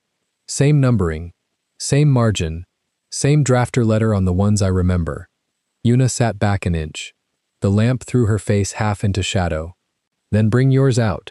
Put them side by side. Mine are on a drive in a sealed room I'm not allowed to walk into. Nadine's mouth thinned. But I don't need the drive for this. I need your second document. I don't have the second document. I told you. I saw a cover page in his suite. Spousal instrument, a date. You saw more than a cover page. Nadine leaned in. You're a maritime contracts lawyer. You read a folder upside down on a bed for how long before he came back in the room? Yuna's eyes flicked away, then back. That was the answer. Tell me what was under the cover page, Nadine said. For a moment, Yuna said nothing. A server drifted near with a fresh pot, and Yuna smiled up at her. Ordinary, warm, and waved the pot away in soft Korean. When the woman had gone, the smile fell off her face like a coat. 3 lines, Yuna said. That's all I got before he came back. The first was a definition, the controlled interest. The second used a word I remember because it doesn't belong in a marriage. Aggregation. The third said the aggregated interest votes as a single block through a designated holder. She swallowed. I thought it was a prenup. Men like him paper everything. I told myself it was a prenup. It's not a prenup. Nadine's thumb pressed the edge of the table. A prenup divides. This aggregates. It gathers. She looked at the baby contract lying open between them. Your child's contract gathers the child's inherited seat under a trustee he appoints. The spousal instrument gathers the wife's shares under a designated holder. Same verb, aggregate. Gather into one block, one hand. His hand. Every road ends at his hand. Nadine's voice did not rise. That was what made it land. The mother's shares, the wife's shares, the unborn child's seat. 3 separate papers, 3 separate people who have never met, drafted by one office, numbered by one system, and every one of them funnels a vote to to a holder he names. She sat very still. That's not a man juggling two women. That's a man building a majority. The word hung there, majority. Yuna's breath came out slow. The vote, she said. In. She caught herself. However many days it is now. The vote is a count. Nadine turned her cup a quarter turn without drinking. A council vote to restructure. Whoever controls the most blocks controls the firm. He can't win it as himself. His name is one seat, so he manufactures 3 more and hides each one inside something a person would sign without a lawyer. A protection contract for a baby. A settlement for a wife who thinks she's getting free. A trust for a mother who thinks she's protecting her son. Nadine's eyes came up. You didn't sign a guardianship, you signed a proxy. Yuna put a hand flat over her mouth, then took it away, deliberate, refusing the reaction. She was a lawyer again in the space of 2 seconds. Prove the office is the same, not the pattern, the office. You have the reference in front of you. Nadine tapped page 4. Read me the drafter letter. Yuna looked. K. Nadine went still. What? Yuna said. What is K? 19 transfers. Nadine's words came slow now, careful, as if she were setting stones in a wall she could not afford to have fall. 16 of them carried the drafter letter H. Same office, different pen. But 3 of them, the 3 biggest, the ones just under the review line, 190, 210, and 1 over 300,000, those 3 carried a different letter. She breathed. K. The room went on laughing around them. The bride's grandmother poured again. K signed the biggest ones, Nadine said. K signed your baby. The person who held the pen on the money that framed me is the same person who held the pen on the contract that took your son's seat. Yuna's voice dropped to almost nothing. Kang. I don't reach for that yet, but Nadine's hand had curled. A letter is a letter. It could be a paralegal named Kim. It could be a partner named Ko. I don't hang a man on an initial. She pulled her hand flat again, forcing it open. But you asked me to prove the office. The office is proved. Your contract and his fraud were born in the same room, off the same numbering, and the 3 transactions that matter most in each were drafted by the same hand. Yuna was quiet for a long moment. Then, softly, with a bitterness that had nowhere to go, I thought I was the other woman. So did I, Nadine said. I thought I was the wife they wanted to bury. You thought you were the mistress he'd choose. We were both wrong. Then what are we? Inventory. Nadine did not soften it. He didn't fall for you for your face. He needed a shareholder who'd carry an heir and sign a proxy. He didn't frame me for revenge. He needed a certified name to blame when the money surfaced. We're not his heart's problem. We're line items in a takeover. Yuna looked down at the portfolio, at her own signature on page 6, the confident lawyer's signature of a woman who had read 10,000 contracts and signed this one at 7 months without counsel because the man who gave it to her had kissed her forehead first. He timed it, she said suddenly. Say that again? He timed it. Yuna's head came up. He gave me the contract a month ago. In Seoul. He said his mother was moving against the child, that we had to lock in protection before the restructuring was announced. He made me feel the clock. He made me sign in a hurry. Her jaw worked. The clock was his. There was never a threat from his mother. The urgency was the trick. That's how it's done. Nadine nodded once. You don't defraud people with lies. You defraud them with deadlines. A frightened person signs, a calm person reads. She glanced at the ultrasound photo lying face up between the cups, her own child, 20 weeks, measuring right. He used the thing you love as the reason you couldn't stop to think. He used the baby. He uses everyone's worst afternoon. Nadine's throat moved. He built my forgery on the day my husband died. He built your proxy on your fear for your son. He gives each of us the one thing we can't argue with and files the crime underneath it. The 2 women sat without speaking. Outside the paper screen, the tea house murmured on, ordinary, warm, full of grandmothers and brides. And inside the screen, something had turned over. It was not a love story anymore. It had never been a love story. It was an audit with 3 victims who'd been kept in separate rooms so none of them would compare the paperwork. Yuna reached out and closed the portfolio. Not to hide it, to hold it. If it's a takeover, she said, then it's not just us he's stealing from. There's a whole council. Shareholders, a firm. Now you're seeing it. And a fraud against a firm. Yuna was moving fast now, the maritime lawyer surfacing whole. Isn't a domestic matter. It isn't his word against a hysterical widow and a jealous mistress. It's securities. It's corporate control obtained by forged instruments. That's not a family court problem. Her eyes lit with something that was almost hope and almost fury. That's a prosecutable one. That, Nadine said quietly, is the only reason I've stayed calm since 6 this morning. You have a prosecutor, Yuna said it as a statement. The audit was invited before a restructuring. Someone circled this firm already. You said a name this afternoon. Evelyn Carter. Nadine let the name out for the first time in the room, and it changed the temperature of the table. Financial prosecutor. Her office has circled Haryong for 2 years. They didn't have a way in. Then Haryong invited an audit and asked for me by name. She almost smiled, and it was not a warm thing. He handed the prosecutor the door and thought he was handing her a scapegoat. Does she know what you know? She knows there's money moving. She doesn't know it's a control play. She doesn't know about the contracts. Nadine's gaze went to the closed portfolio under Yuna's hands. She's never seen a proxy dressed as a guardianship. She can't. Family papers don't cross a prosecutor's desk. That's the whole design. The theft is split across a fraud file and a family file that never touch, so no single officer sees the shape. Until now. Until a widow and a mistress compared their homework in a tea house. Nadine's mouth twitched. He built the walls between us on purpose. He just didn't plan for the 2 people he insulated from each other to end up a meter apart, both pregnant, both furious, both able to read. Yuna almost laughed. It came out as a breath. He's careful about everything. Every room, every phone call. And this, she gestured at the small table. The 2 of them, the screen. This, he didn't guard. Because to guard it, he'd have had to imagine we'd trust each other. Nadine's voice went flat, and men like him can't imagine that. He thinks women who want the same man tear each other apart.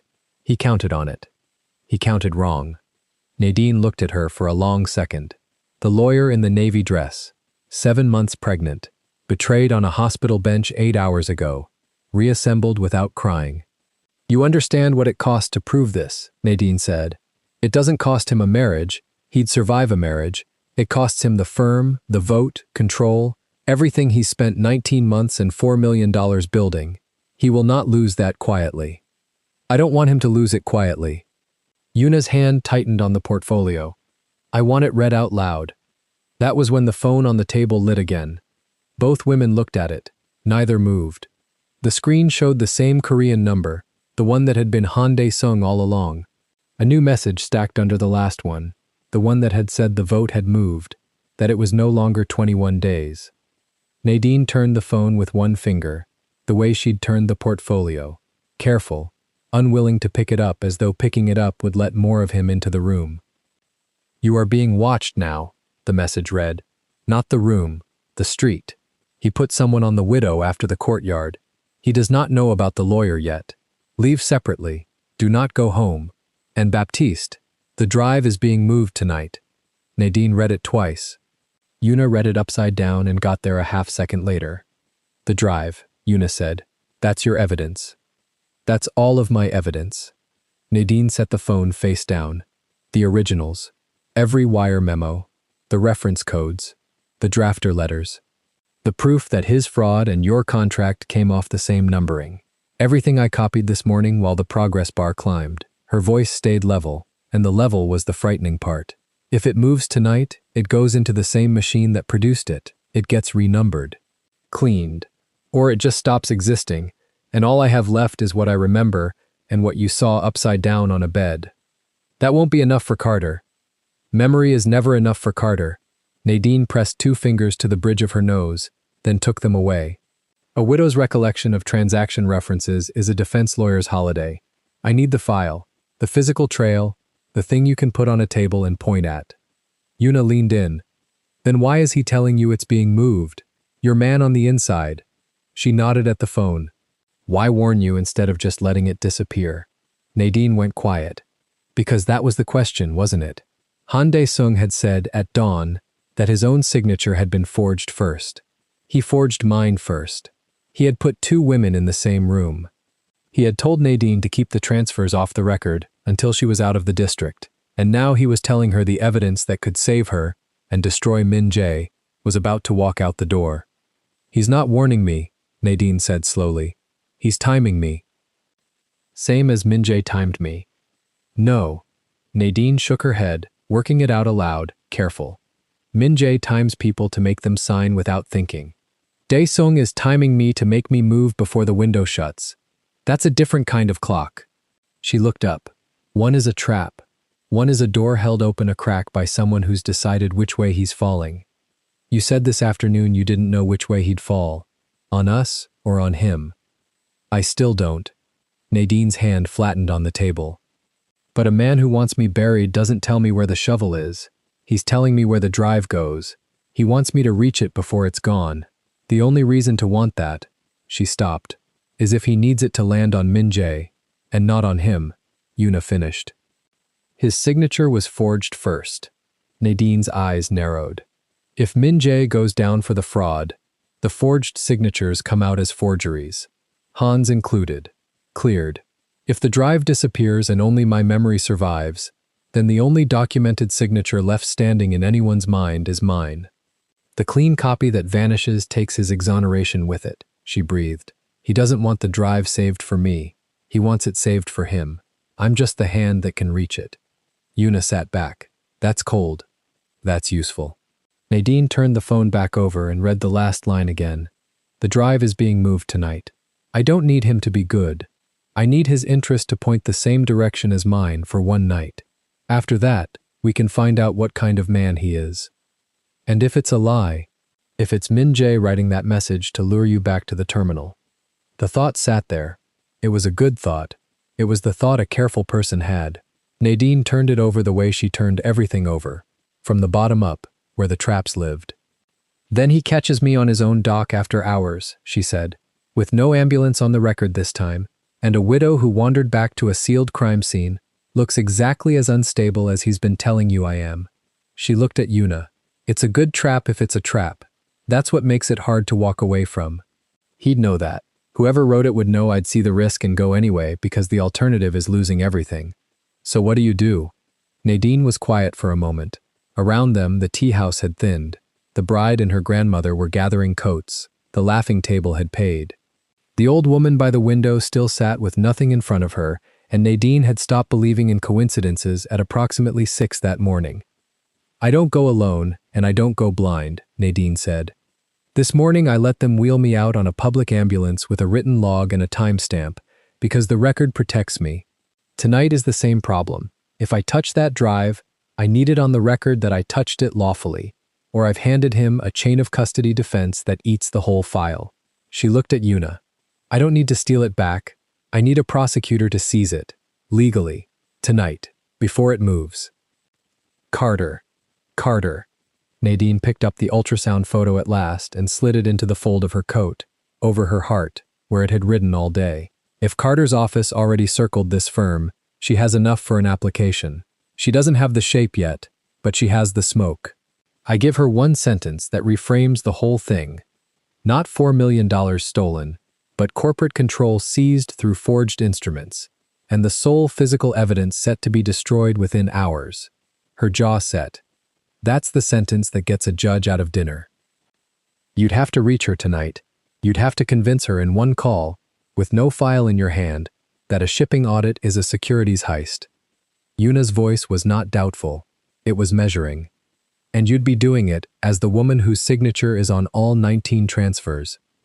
The prime suspect calling the prosecutor to say, "Trust me." Yes, she could just as easily open a file on you. She could. Nadine did not flinch. That's the risk I run the second I stop being a victim and start being a witness. I stop being the person things happen to and start being the person making a claim, and claims get tested. She almost smiled. He made me the fuse. The only way out is to become the one who lights it on purpose, pointed the right way. Yuna looked down at the closed portfolio under her hands. Her signature on page 6, her son's seat inside it. Then she pushed it, whole, across the table into Nadine's reach. Take it. Nadine looked at the portfolio, then at her. You need a physical instrument to put in front of Carter, Yuna said. You said memory isn't enough. This is not memory. This is an original, signed, with the drafter reference on page 4, the K, the numbering that matches your transfers. If the drive moves tonight, this is the one piece of paper he doesn't know is loose. Her hand stayed on it a second longer, then lifted away.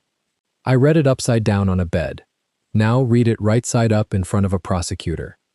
If you give me this, you're not the mistress anymore. You're a witness against the father of your child. Nadine kept her hand still on the table, not yet taking it. You'll never get to pretend this didn't happen. There's no version where you keep him and keep your name. I stopped wanting to keep him at 8 o'clock this morning. Yuna's voice did not shake. In a courtyard, when his first question was who else knows, Nadine's fingers closed over the portfolio. It was heavier than it looked. Or maybe that was the day. Then we do this in order, she said. You go first. Out the front. Ordinary. A pregnant lawyer who had tea. If someone's on you, they follow you home, and I leave clean out the back with this. You don't go to his suite. You don't answer him tonight. If he calls, you're tired, you're resting, you signed nothing new. She was already standing, slow, one hand at the small of her back, the portfolio flat against her side under the ivory coat where the ultrasound rode over her heart. Tomorrow you're a lawyer who found a problem in a contract and did what any lawyer does. You called it in. Yuna rose too, one hand on her belly, the emerald absent, the navy dress and the pearls and the composure that had been assembled in a taxi. And you. I find a payphone. I don't use this. Nadine nodded at her own phone on the table. For Carter. Not with someone on the street and someone reading the vote and someone in a window since dawn. She slid the phone into her coat. I make one call tonight. I say one sentence. Then I find out whether the prosecutor he invited to be my executioner is willing to be my witness instead. The two women stood a meter apart, the way they had in the courtyard 8 hours before, except nothing about the distance meant the same thing now. Yuna picked up her leather bag, empty of the portfolio for the first time in a month. Nadine held the door of her coat closed over the weight of it. He built 3 hands to win the vote, Yuna said quietly. How many does he have now? Nadine thought of it. The mother's shares, still his. Son he still calling the wife daughter. The wife, herself, the name on the money, the fuse. And the unborn child's seat, gathered under a proxy that was now walking out the back of a tea house against Nadine's ribs. He thinks he has 3, Nadine said. He has 1.5 and doesn't know it yet. She pulled the coat tighter, but the vote moved for a reason. He moved it up because something spooked him. A man ahead of schedule doesn't accelerate. A man who's afraid does. Her eyes went to the window, to the old woman who had ordered nothing, who was now, at last, gathering her umbrella to leave. Go, Nadine said. Front door, now. Don't look back at me. Yuna went. She crossed the tea house in her navy dress, unhurried, a lawyer who'd had tea with a friend, and pushed out into the late Busan afternoon without a backward glance. Through the paper screen, Nadine watched the shape of her pass the window, and watched, 3 seconds later, a man in a gray jacket rise from a bench across the street and drift after her at an unhurried distance. One on Yuna, just as Han had said, which meant Han had told the truth about the street, which meant he might be telling the truth about the drive.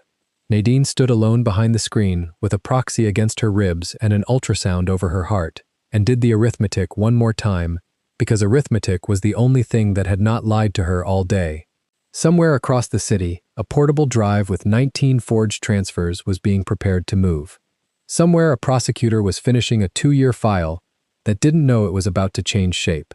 And somewhere a man who timed people's worst afternoons was sitting ahead of a schedule he'd moved up out of fear, believing he held 3 hands, not knowing one had just walked out the back door of a tea house in a leather portfolio. She waited until the man in the gray jacket was gone from the window. Then she found the back passage the servers used, past the steam and the stacked cups, and stepped out into an alley that smelled of tea and rain not yet fallen, one hand pressed flat over everything she was carrying. The clock was no longer 21 days. She didn't know what it was now. She only knew it was already running.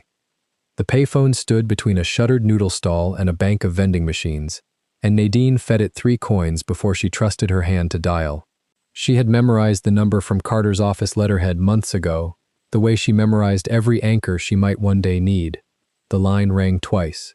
A woman answered in English, clipped, awake at an hour when most offices were dark.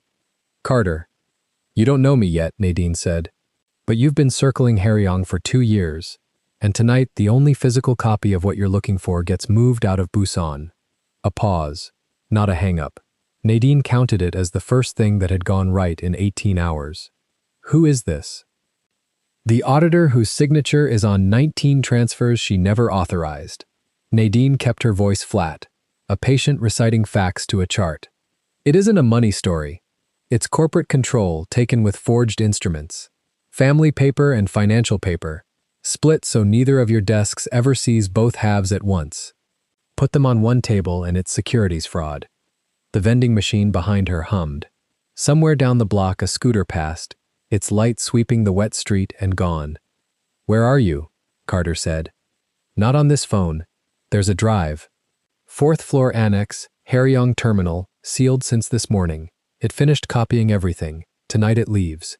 If it leaves, you have my word against his lawyers, and his lawyers are very good." She pressed the receiver closer. "You need it in an evidence bag before dawn. Not mine, yours. On the record, I can't seize a private drive on a phone call. You can, if a prosecutor with an open file signs a preservation order tonight and walks it to the Port Authority herself." Nadine watched the second coin's worth of time tick down on the little display. "I'm giving you the sentence that makes a judge sign it. Controlled interest, aggregated, voted as a single block by a designated holder, the settlor names. Read that back to your team. They'll know what it means." The silence this time was different. It had weight, Carter was writing. "Give me a name," the prosecutor said.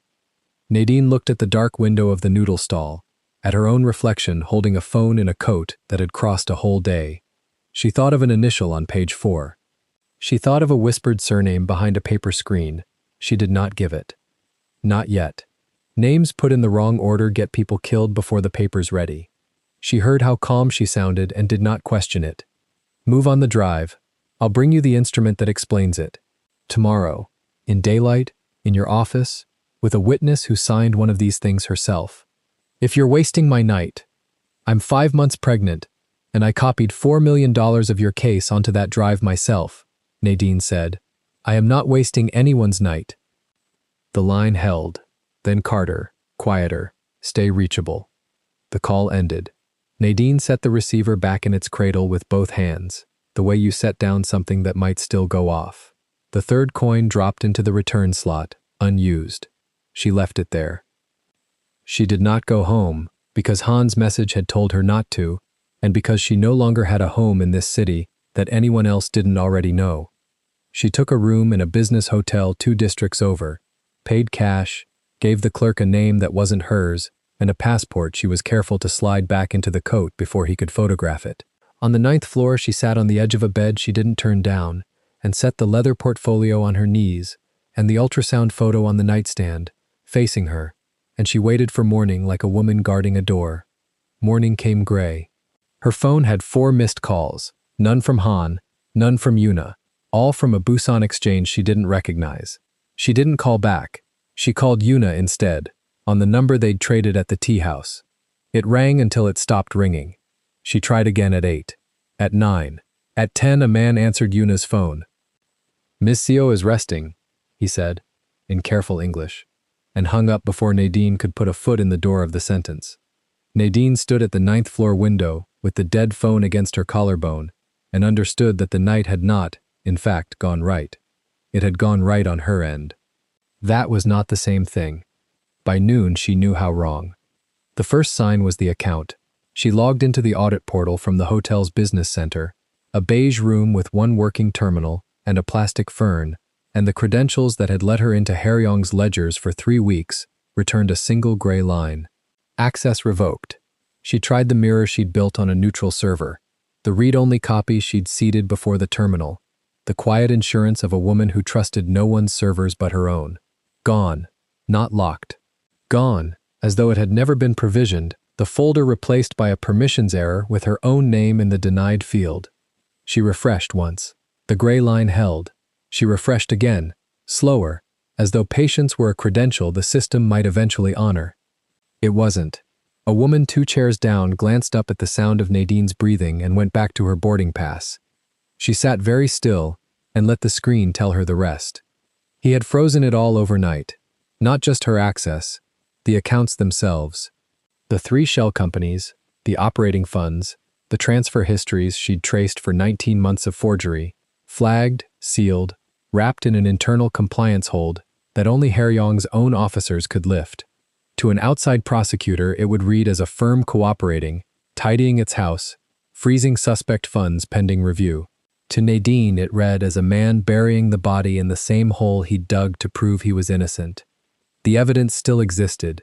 It simply now lived behind his lock, described in his words, time-stamped by his people. And the drive. She called the Port Authority line Carter had promised to walk. A duty officer told her, politely, that there had been an inquiry overnight regarding 4th-floor materials at the Haryong terminal, and that the materials in question had been released to internal counsel for lawful review at 4:40 in the morning. Released. Signed for. Chain of custody clean, on paper, in his direction. Carter had moved. Carter had moved too slow, or moved a half step behind a man who had known exactly which half step to take. The drive was his now, legally, with a receipt. Nadine set the phone down on the beige desk.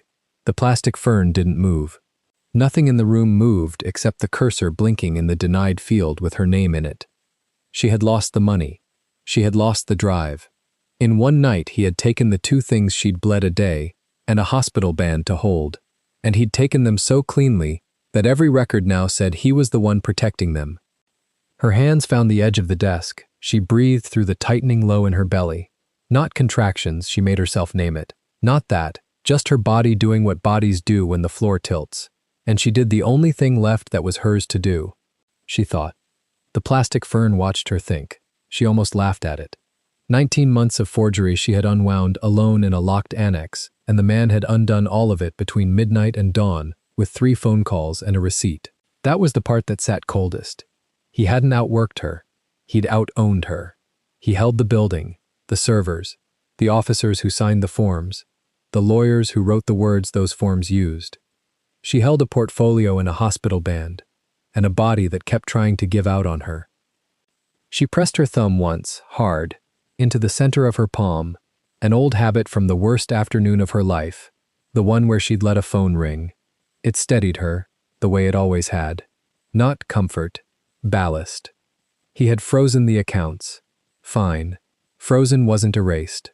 Frozen meant he still needed them to exist, because a man building a majority needed his shells alive to move the votes through. He hadn't destroyed the trail. He'd relabeled it. That was a difference she could work with, if she lived long enough to reach a room with his mother in it. The drive was worse. The drive was the clean copy, the one that proved the forgery was older than her hiring. Without it, she had a portfolio and a witness and her own word. She looked at the leather case on the desk and understood that Yuna had just become the whole case. Which was why, she realized, going cold, he had gone for Yuna in the night. She called the hotel's front desk, asked them to hold the room, and took a taxi to the one place she thought Yuna might surface in daylight, the Maritime Commerce Office in the financial district where Yuna had told her, at the tea house, that she was mid-negotiation on a shipping liability contract, 3 days from close. If Yuna was anywhere she could be reached, she was there, pretending the world hadn't cracked, because that was what lawyers did. She wasn't there. The receptionist, a young man with a lanyard and rehearsed regret, told Nadine that Miss Seo had been taken off the file this morning, reassigned, family circumstances. A senior partner would be handling the close. When Nadine asked, carefully, whether Miss Seo was well, the young man's rehearsed regret slipped for exactly 1 second into something that looked like fear, and he said she should really speak with the partner, and the partner was unavailable, and would be unavailable, and Nadine understood that too. Pulled from negotiations, the exact phrase Han had used at dawn about the machine turned now on the one lawyer who could authenticate the contract. Min Jae hadn't just frozen the money, he'd frozen the woman. Nadine found her on the 3rd try, and it cost her the afternoon. The message came to her phone at 4, from Yuna's number but not in Yuna's voice. The syntax was too smooth, too composed, a hostage note written by someone who'd never been afraid a day in his life. We should talk. Alone. The garden where we met. 6. Nadine read it 4 times. The garden where they met was the hospital courtyard. The hospital courtyard was public, glassed, full of nurses who'd already once made a large man let go of a woman's wrist in front of witnesses. Whoever had written it had chosen the one place Nadine couldn't refuse and couldn't be quietly hurt in. She went. She went because the alternative was leaving Yuna inside whatever room this message had been composed in. The courtyard at 6 held a different light than it had at 8 that morning. Long, gold, the single maple throwing its shadow all the way to the water channel. Yuna sat on the same bench. She wore emerald now, tailored, a color that said negotiation, said armor, said someone had dressed her for a decision. The leather-free hands in her lap were the first thing Nadine noticed. The second was the man standing 20 meters back at the glass gallery. Gray jacket, the one who'd risen from the tea-house bench across the street. Watching, not close enough to hear, close enough to matter. You came, Yuna said. She didn't stand. You didn't write that message. No, Yuna's eyes went to the gray jacket and came back. But I let it be sent. Nadine lowered herself onto the far end of the bench, the water channel at their feet, the portfolio she had not brought sitting instead in a hotel safe 2 districts away, because she was not, whatever else this day had taken, a fool. Tell me what they offered you. Yuna's jaw moved. When she spoke, it was in the flat professional register of a woman reading her own terms back to herself to see if she could survive them. Protection. For the baby. Real protection, not the paper kind. Her hand pressed flat against the emerald over the 7-month curve of her. A trust in a jurisdiction his mother can't reach. My name back on my file. My license clean. A house in Seoul I don't have to be afraid in. In exchange for a statement. Yuna's eyes stayed on the water. That you approached me. That you're unstable. That you've been building a case out of grief and a signature you mislaid. And that I, foolishly, believed you for an afternoon before I came to my senses. She swallowed. That the contract I signed freely, understanding it, and that anything I said to the contrary was said under your influence. The channel water moved a little in the evening wind. Nadine watched a maple leaf ride it toward the drain and did not reach for it. He wrote you a role, Nadine said. He wrote us both roles a long time ago. Yuna turned, finally, and her face was not the reconstructed face from the tea house. It was younger and more tired than that. Mine was easier to cast. I'm the one carrying his son. And I'm the one carrying nobody's asset. Nadine heard the edge in her own voice and didn't sand it down. So I'm the unstable one. The widow the firm should never have sent. He's had that sentence loaded since before he met me. Yes. And you're thinking about saying it. Yuna didn't answer. Which was its own answer, and it landed in Nadine's chest harder than the frozen accounts, harder than the receipt for the drive, because the money and the drive had been taken from her by a man, and this was being taken by a woman she had chosen, in a tea house, over a shared cup, to trust. Say it then, Nadine said, quiet. But say it to me first, out loud, so I know which of us I'm burying. Yuna's composure cracked down one clean line. You don't understand what he'll do to a child he can't control. I watched what he did to a signature. You think I'll gamble my son on a prosecutor from another country who moved too slow last night to catch a drive? Her voice dropped. Yes, I know about the drive. He told me himself. This morning, he put it on the table between us and said, this is what her case was, and I have it now, and it says my name did nothing wrong. And he was right, Nadine. On paper, he was right. There it was, the night's whole loss, spoken back to her in the mouth of the one witness she had left. She had heard men say true things to break women before. Marcus had never been one of them. That was the ruin of it, that the only man who'd ever handed her the truth to steady her was 2 years in the ground, and now the truths came from men who used them like scalpels. Min Jae had found the exact sentence. On paper, he was right. And he'd handed it to Yuna, knowing she was a lawyer, knowing paper was the one language Yuna could not argue with, knowing it would do to her precisely what it was doing now. Nadine sat with it. She let the tightening in her belly come and go. She looked at the gray jacket at the glass gallery, at the nurses moving behind the windows, at the maple, at the woman in emerald who had just told her, in every way but the words, that the alliance formed over cold tea was about to become the first exhibit in the case against her. And she did the thing she had done at 6 that morning, and at the annex, and on the payphone. She stopped mourning the position and started reading the board. "He gave you the drive to make you fold," she said slowly. "Not because it clears him, because it makes me look empty-handed. He needs you to believe I've got nothing, so that when you weigh your son against my nothing, you pick your son." She leaned in. "That's not protection he's selling you. It's despair. He froze the accounts so you'd see walls. He took the drive so you'd see me with empty hands. He pulled your file so you'd feel the ground go. Every single thing he did last night was staged for this bench. For you, right now, so you'd sign." "It worked," Una whispered. "It's working," Nadine corrected. "Past tense is his. You still have present tense." Una's hands twisted in her lap. "I already gave them something."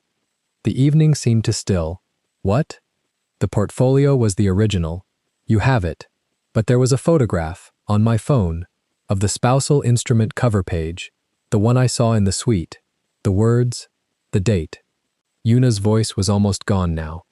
"This morning, before I understood what the meeting was, I let his counsel take my phone to verify a number. It came back. The photograph didn't. I checked in the taxi. It's gone, and so is the cloud copy, and I don't have his password anymore, because he changed it last night." Nadine closed her eyes for 1 second. 1. The photograph of the second instrument, the proof that a near-identical clause existed on the wife's paper, the thing that would have turned 2 documents into a pattern, and a pattern into a scheme, deleted. Not seized, deleted. Gone in a way even Carter couldn't subpoena back, because you can't subpoena what a man's own lawyer swears never existed. Real loss. Visible. Concrete. Her own to count. She had walked into this city yesterday morning with a drive at 89% and a signature she could disprove. She now had a frozen ledger she couldn't reach, a physical drive that legally belonged to the man who forged her, a witness sliding toward the other side of the table, and a hole where the second document's proof had been. In one night and one morning, he had multiplied the dawn's humiliation until it filled the whole board. She opened her eyes. "Okay," she said. Una stared at her. "Okay. You did what a frightened mother does. I'm not going to spend the last daylight I have telling you that you shouldn't have." Nadine reached into the ivory coat. The man at the gallery straightened.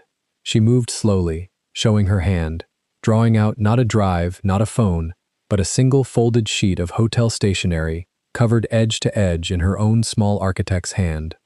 "I spent last night doing math instead of sleeping. Here." Una didn't take it. "It's a plan," Nadine said. "Read it later, when the jacket over there can't see your face change. It's built for the one thing you and I actually still agree on, when everything else burns." She set it on the bench between them, near enough that Una's hand only had to fall to reach it. "Both children, yours and mine. It's written so that whichever way this breaks, if I go down, if you sign his statement, if the vote goes his way, neither baby ends up with a designated holder voting their inheritance. It cuts the aggregation clause off from the kids even in the worst case. Even in your worst case. Even if you testify against me tomorrow, this still protects your son." Una's eyes were wet now, and furious, the two things at once. "Why would you do that, if I sign against you?" "Because a man built this whole cathedral on the worst afternoons of 2 women's lives," Nadine said, and her voice did not shake. "And I am not going to spend mine building him a third one out of yours. Your son is not an asset to me. That's the entire difference between me and him. If I forget it to save my own case, then he was right about me, and I'd rather lose than prove him right." The wind came off the water. Una looked at the folded paper. She did not pick it up. She did not push it away. "I can't promise you what I'll do," she said. "I'm not asking you to promise." Nadine got herself to her feet, one hand at the small of her back, the hospital band still circling her wrist under the coat cuff. "I'm asking you to keep the paper where his counsel can't take it, that's all. Keep it and go home. and pretend I upset you, because that's the story he wants, and it costs you nothing to give him a true one for once." She glanced at the gray jacket, then back down at Yuna. "You should look angry now. I'm about to make it easy." She raised her voice, just enough to carry to the gallery, just enough for the watcher to file it and report it up the line exactly as Min Jae would want to hear it. "Then we have nothing more to say to each other, Miss Seo." And she turned and walked, alone, out of the courtyard the way she'd walked out of the annex and the tea house, a woman leaving with her hands apparently empty, carrying the only thing she had left that no man's lawyer could sign away, which was the shape of what she meant to do next. She did not go back to the hotel. At the courtyard gate she stopped, because a car she knew was idling at the curb, not the black one, a gray sedan, ordinary, the kind Han Dae-sung drove when he wanted to be a driver. The window came down, his face, square, disciplined, older than it had looked at dawn. "He has the drive," Han said. "No greeting. By now you know." "I know. You also know it doesn't say what he thinks it says." Han's hands stayed on the wheel, 10 and 2, the antique watch catching the last light. He copied it before he read all of it. He was in a hurry. Hurrying men skipped the last folder. His dark eyes came up to hers. "There is a second signature on those transfers he does not know I found. It is not yours. It is not mine. A beat. It is the one that finishes him, and I know where the paper original sleeps tonight, because I am the one he trusts to move it." The engine idled. Behind Nadine, the courtyard emptied of light. Somewhere in it, a woman in emerald was deciding what to do with a folded page, and a man in a gray jacket was already lifting a phone to tell his employer that the auditor had left with nothing. Nadine looked at the number 2 of Haryong offering her the one card she'd thought was gone, and she did not yet reach for the door handle, because a man who had let her be framed for months did not become a rescuer in a single evening, and she had exactly one night left before the vote to find out which he was. "Say the rest," she said, her hand flat against the cold glass. "Slowly. Because if you're lying to me, Mr. Han, you're the third worst afternoon of my life, and I've already had 2. Han Dae-sung reached across and opened the passenger door from the inside. "Get in," he said. "The vote is tomorrow. Not in 21 days, tomorrow. And there is one place left in this city where the truth still has a physical body, and he is driving it out to the water at midnight to make it stop having one." The water channel behind her caught the last of the sun and let it go. Nadine got in. The sedan smelled of cold coffee and someone else's cigarettes.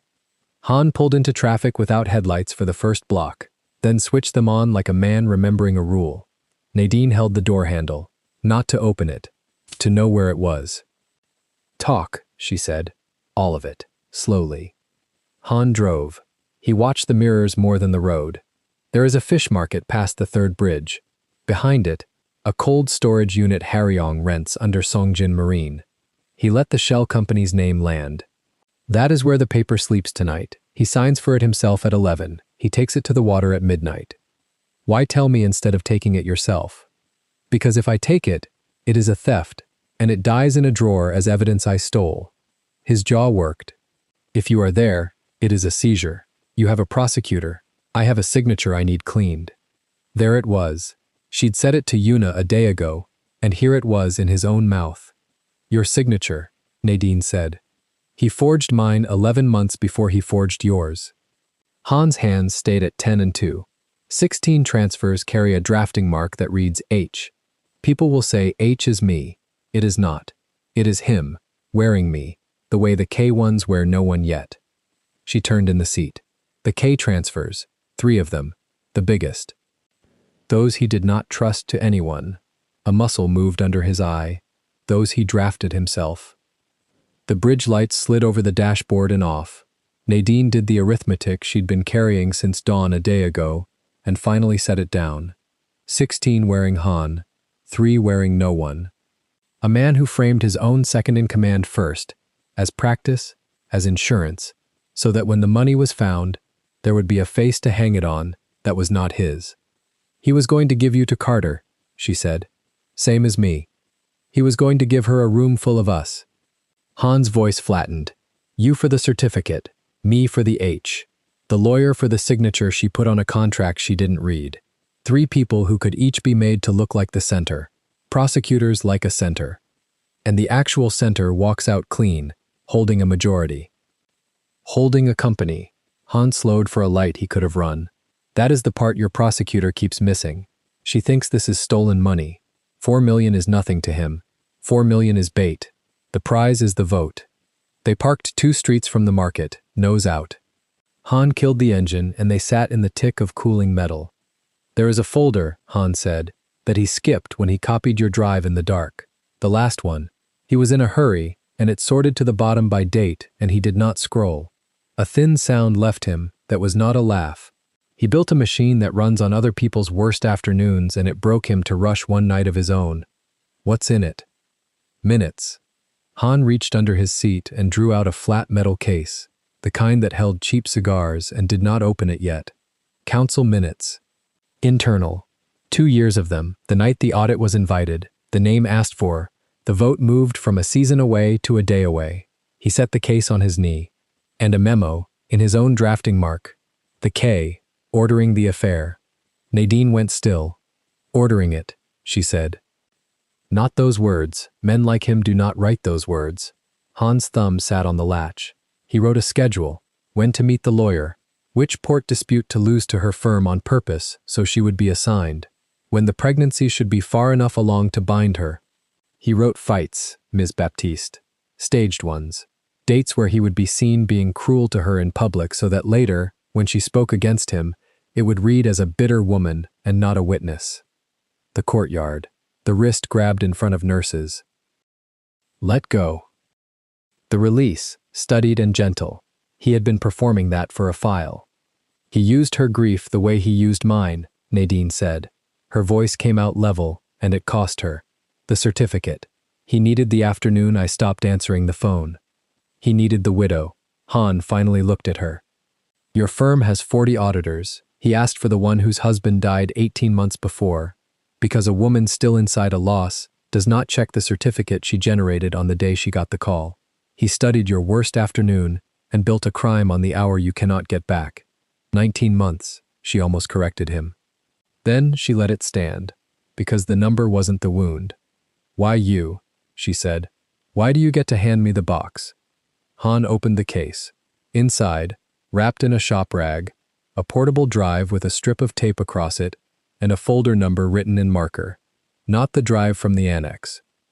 A copy of the folder Min Jae skipped. Because I am number 2, Han said, and number 2 is the man they hang when number 1 needs a neck. My father worked these docks. His name is on a wall of men who died moving other men's cargo and got a pension that fed no one. He touched the antique watch on his wrist without seeming to know he did it. There are 400 people on the terminal payroll who become nothing the day this firm is carved up and sold through 3 shells to no one. I want minutes traded for a shield. Written into whatever your prosecutor builds. The workers keep their contracts. Their severance is ring-fenced. The pension wall does not get sold with the cranes. He held the drive out. That is my price, not my freedom. That folder clears my signature on its own. I am asking for theirs.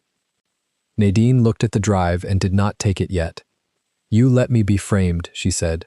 You stood in that annex at 6 in the morning and watched a green light and said one sentence, and let me be wheeled out to hold this alone for a day and a night. Yes. He did not soften it. I did not know yet if you would run or fight. Runners get people killed. I waited to see which you were. His hand stayed out. You blocked a lawyer in a garden with your body and no plan. I saw which you were by noon. She took the drive. It weighed nothing. It weighed the whole thing. At the corner of the market, a black car turned in slow. Han pushed her down by the shoulder, one hard, flat motion, and they both watched over the dash as the car stopped at a roller door and a large man got out. She knew the shoulders before she knew anything, the rolled sleeves in the cold. The size of him, easy, unhurried, a man who had never once in his life had to run. That's him, she breathed. Kang Min-jae, Han said, and it was the first time in 2 days anyone had put the whole name in the air, and it landed like a stone dropped down a well. The boss of Haryong. Say it to your prosecutor exactly. Not the architect. Not he. The name. Min-jae unlocked the roller door himself. No guard did it for him. A man collecting the one thing he could not delegate. He signs for the paper now, Han said. 11. He is early because he is nervous. Nervous men leave early and wait inside. He started the engine on the battery. No rev. Your prosecutor. Where is she? Nadine already had the payphone number gone from her hand, and Carter's mobile in its place. The one Carter had given her at the end of a 3-coin call. Stay reachable. She dialed. It rang once. It's Baptiste, she said. He's here now. Cold storage behind the fish market past the 3rd bridge. Unit leased to Songjin Marine. He's signing for the original paper tonight and driving it to the water at midnight to burn it. I have a witness in the car and I have the folder he skipped, she breathed. The name is Kang Min-jae. Write it down. He's the boss of Haryong and he's inside the building right now. A pause on the line that was not hesitation. It was a woman 2 years into a hunt, standing up. Don't move, Carter said. Don't let him see you. I have a preservation order signed since this afternoon, and a harbor unit 20 minutes out. If that paper reaches the water, it is smoke. Keep him inside. How do I keep him inside? You don't. He does. Carter's voice tightened. He came early. Early men wait. Give me 20 minutes. They gave her 26. Nadine spent them not looking away from the roller door. A light burned behind its seam. Twice a shape crossed it. Once, near the 11th minute, the black car's engine turned over and her heart went through the floor. But it was only the driver moving it out of the loading lane, and Min-jae did not come out, because the paper was not signed for yet, and a man like that does not leave a job half done for a parking space. At the 24th minute, 2 vans came without lights and stopped the black car in the lane with their bodies. At the 26th, a woman in a navy suit crossed the frozen ground with a briefcase in one hand and a folded order in the other, and harbor officers went in through the roller door before it was all the way up. Nadine got out of the sedan. Han caught her wrist, not hard, the way Min-jae had caught Yuna, but the opposite, a hand asking. The minutes clear me, he said, but I go in there as a witness or I go in there as number 2, which I am depends on the sentence you say to her first. Then come stand next to me while I say it, Nadine said, and pulled free, and walked toward the light. Evelyn Carter met her at the threshold. Up close she was taller than her voice, gold-framed glasses catching the sodium lamp, the briefcase already open on a crate. Behind her, through the doorway, Nadine saw him. Min-jae stood in the middle of the cold storage with a document box open on a steel table and a lighter still in his hand, and the sea dragon on his neck showed above his collar, and for 1 second his eyes found Nadine's face and did the thing they had done in the garden, filed her, dismissed her, a pregnant stranger, and then, in real time, she watched the file update, watched him understand that the patient in the courtyard and the auditor, asked for by name, and the woman he had built a crime around were one woman, and that she was standing next to the prosecutor. He set the lighter down, slow, a man who never had to run, deciding not to. Miss Carter, Nadine said, and did not raise her voice. This is Kang Min-jae, boss of the Haryong organization. The transfers you have been circling for 2 years carry 3 drafting marks he made himself, and 16 he forged onto his second-in-command, and 19 he forged onto me, using a certificate I generated 18 months ago on the afternoon my husband died. She held out the small drive. This is the folder he skipped when he copied my evidence in a hurry. It contains council minutes ordering the affair, the audit, and the timeline. And this man, she did not turn. She felt Han arrive at her shoulder, is Han Dae-sung, who will authenticate every page in exchange for one written condition, about 400 workers. Carter took the drive. She looked at Min-jae the way a surveyor looks at land she has finally been given the deed to. Mr. Kang, she said, put the lighter on the table and step back from the box. He had already put the lighter down. He stepped back anyway, because harbor officers were between him and the door now, and because Nadine saw it move across his face. He was already 3 moves ahead, already in the next room, the one with lawyers, the one where men like him usually win. He was wrong about that room, but he did not know it yet. The council met at 11 the next morning in a room with glass on 4 sides, above the harbor, so that the cranes he had wanted to sell stood in every window. Nadine came in daylight. She wore the royal blue dress and the ivory coat, and the hospital band still circled her wrist, because it was the one document that had never lied about her. She carried the ultrasound photo in her coat pocket over her heart, and the signed portfolio in her hand. She did not come in alone. Sedu Yuna walked in beside her in emerald tailoring, 7 months in steady. The leather portfolio's twin under her arm. The original contract, the one his counsel had wanted and never got, because a lawyer who signs nothing new and photographs nothing keeps the paper itself. On the folded hotel sheet in Yuna's other hand was Nadine's own handwriting, the plan built for both children, and Yuna had kept it where his counsel could not reach it, and she had come. At the head of the table sat Kang Soon-hee. Nadine had never seen her. She knew her in a breath. The low bun with its gray, the erect spine, the dragon brooch at her collar. The mother the whole scheme had counted on. One block of the majority. The hand that was supposed to stay closed. Min Jae sat to his mother's right, hands folded. The picture of a wronged son. His accounts had frozen at dawn, but he did not know that yet either. He had frozen them himself to trap 2 women, and the lock had turned the other way in the night, a compliance hold no longer his to lift, because the officer who could lift it was in a harbor office answering questions.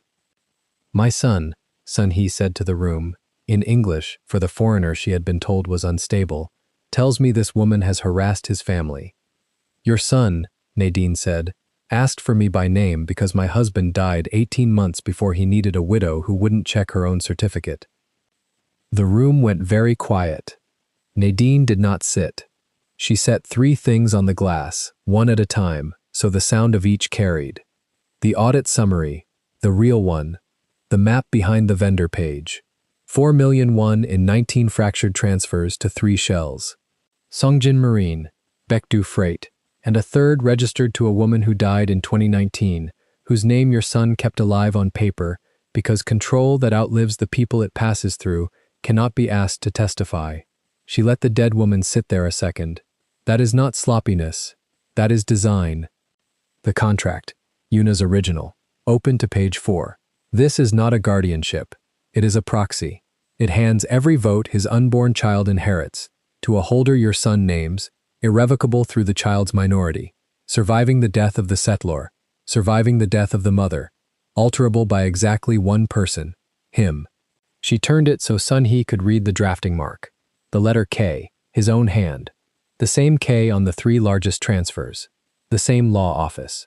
One man building 3 hands from the same clay does not hire 3 lawyers. He hires one, and forgets that one office numbers its work the same way whether it is moving money or moving a child. Yuna spoke then, once, clear, to the mother and not the son. "I signed it at 7 months without a lawyer because he told me it protected the baby from you." She did not look at Min Jae. "It protected the baby from everyone but him. I authenticate this document, my signature, freely given, under a lie, and I own the rest of it, the affair, all of it. He arranged it. There are minutes." The word landed on Min Jae. His folded hands came apart. Han Dae-sung came in on it, on cue, because Nadine had spent the dawn hours making the cue with Carter. He set the printed minutes on the glass and slid them the length of the table to Sun-hee, and the antique watch showed at his cuff as his hand withdrew. "Read the one dated the night the audit was invited," Han said. "Read the schedule." He wrote when to meet the lawyer. He wrote which case to lose to her firm. He wrote the fights. Sun-hee read. She was not a woman who showed things, but her thumb, at the edge of the page, pressed until the nail went white, and stayed there, on the line where her son had written, in his own K, the date he would be seen being cruel in public to bind a witness in advance. "Read aloud the clause about the child's vote," Nadine said quietly. "The one that says the mother who carries the child is the only person who may never touch the arrangement. Read it to the council you are about to hand a majority." Sun-hee read it aloud. Her voice did not shake, and that was worse than shaking. Min Jae moved. "Mother?" "You put my grandchild's seat," Sun-hee said, still looking at the page, "into a machine that votes for you when I am dead." She set the minutes down. She turned the dragon brooch a quarter turn at her collar, an old habit, straightening a thing that had gone crooked. You wrote the day I would die into a schedule. It is a structure. Every family of this size,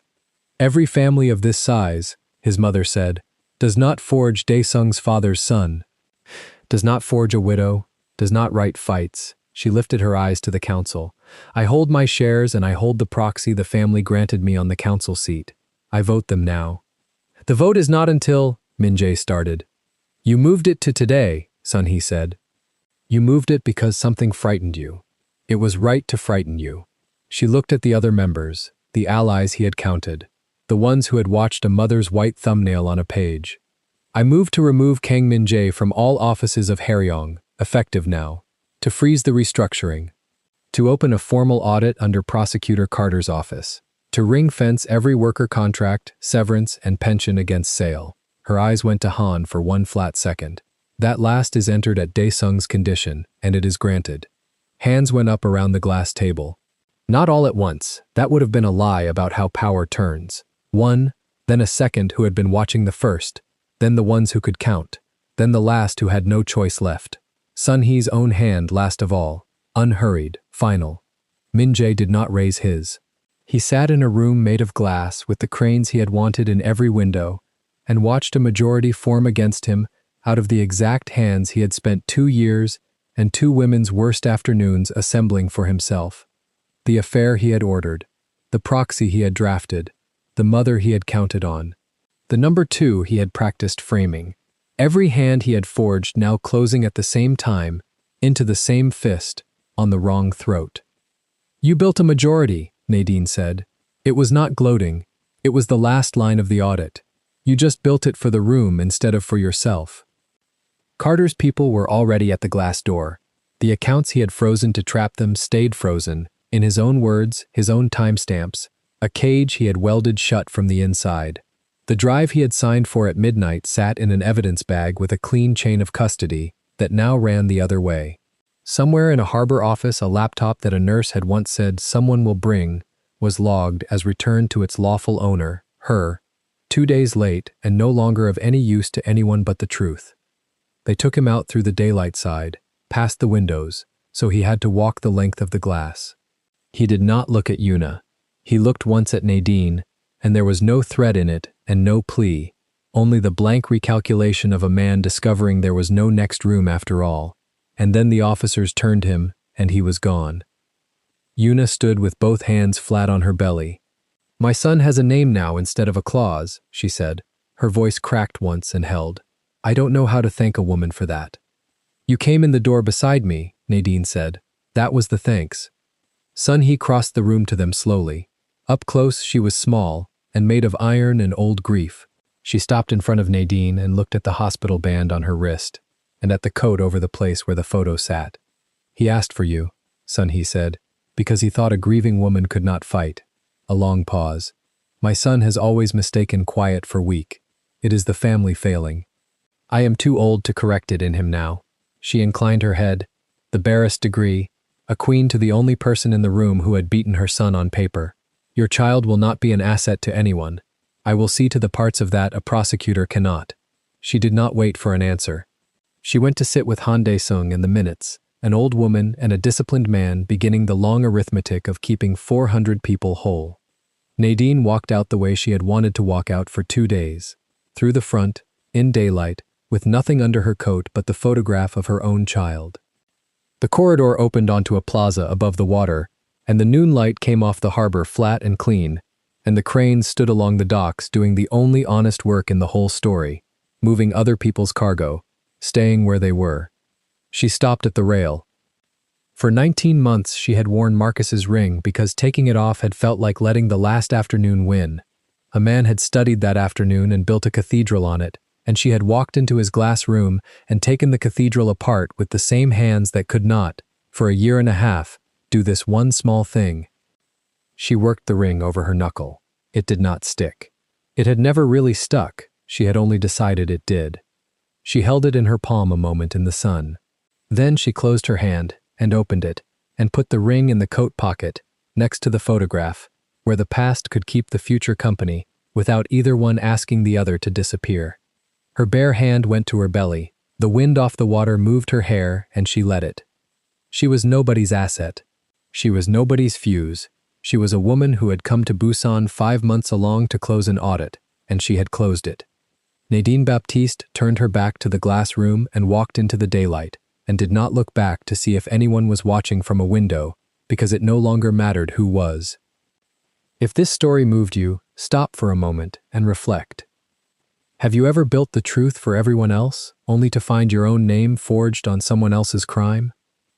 When you finally saw who you were married to, did you fight to be believed, or did you choose to walk out with your dignity intact? And would you have protected the child of a woman who was once your rival? Tell us your experiences and feelings in the comments. We read them all. And if you believe in stories about truth, dignity, and motherhood, leave a like, be sure to subscribe to the channel, and click join to become a part of our community and help the channel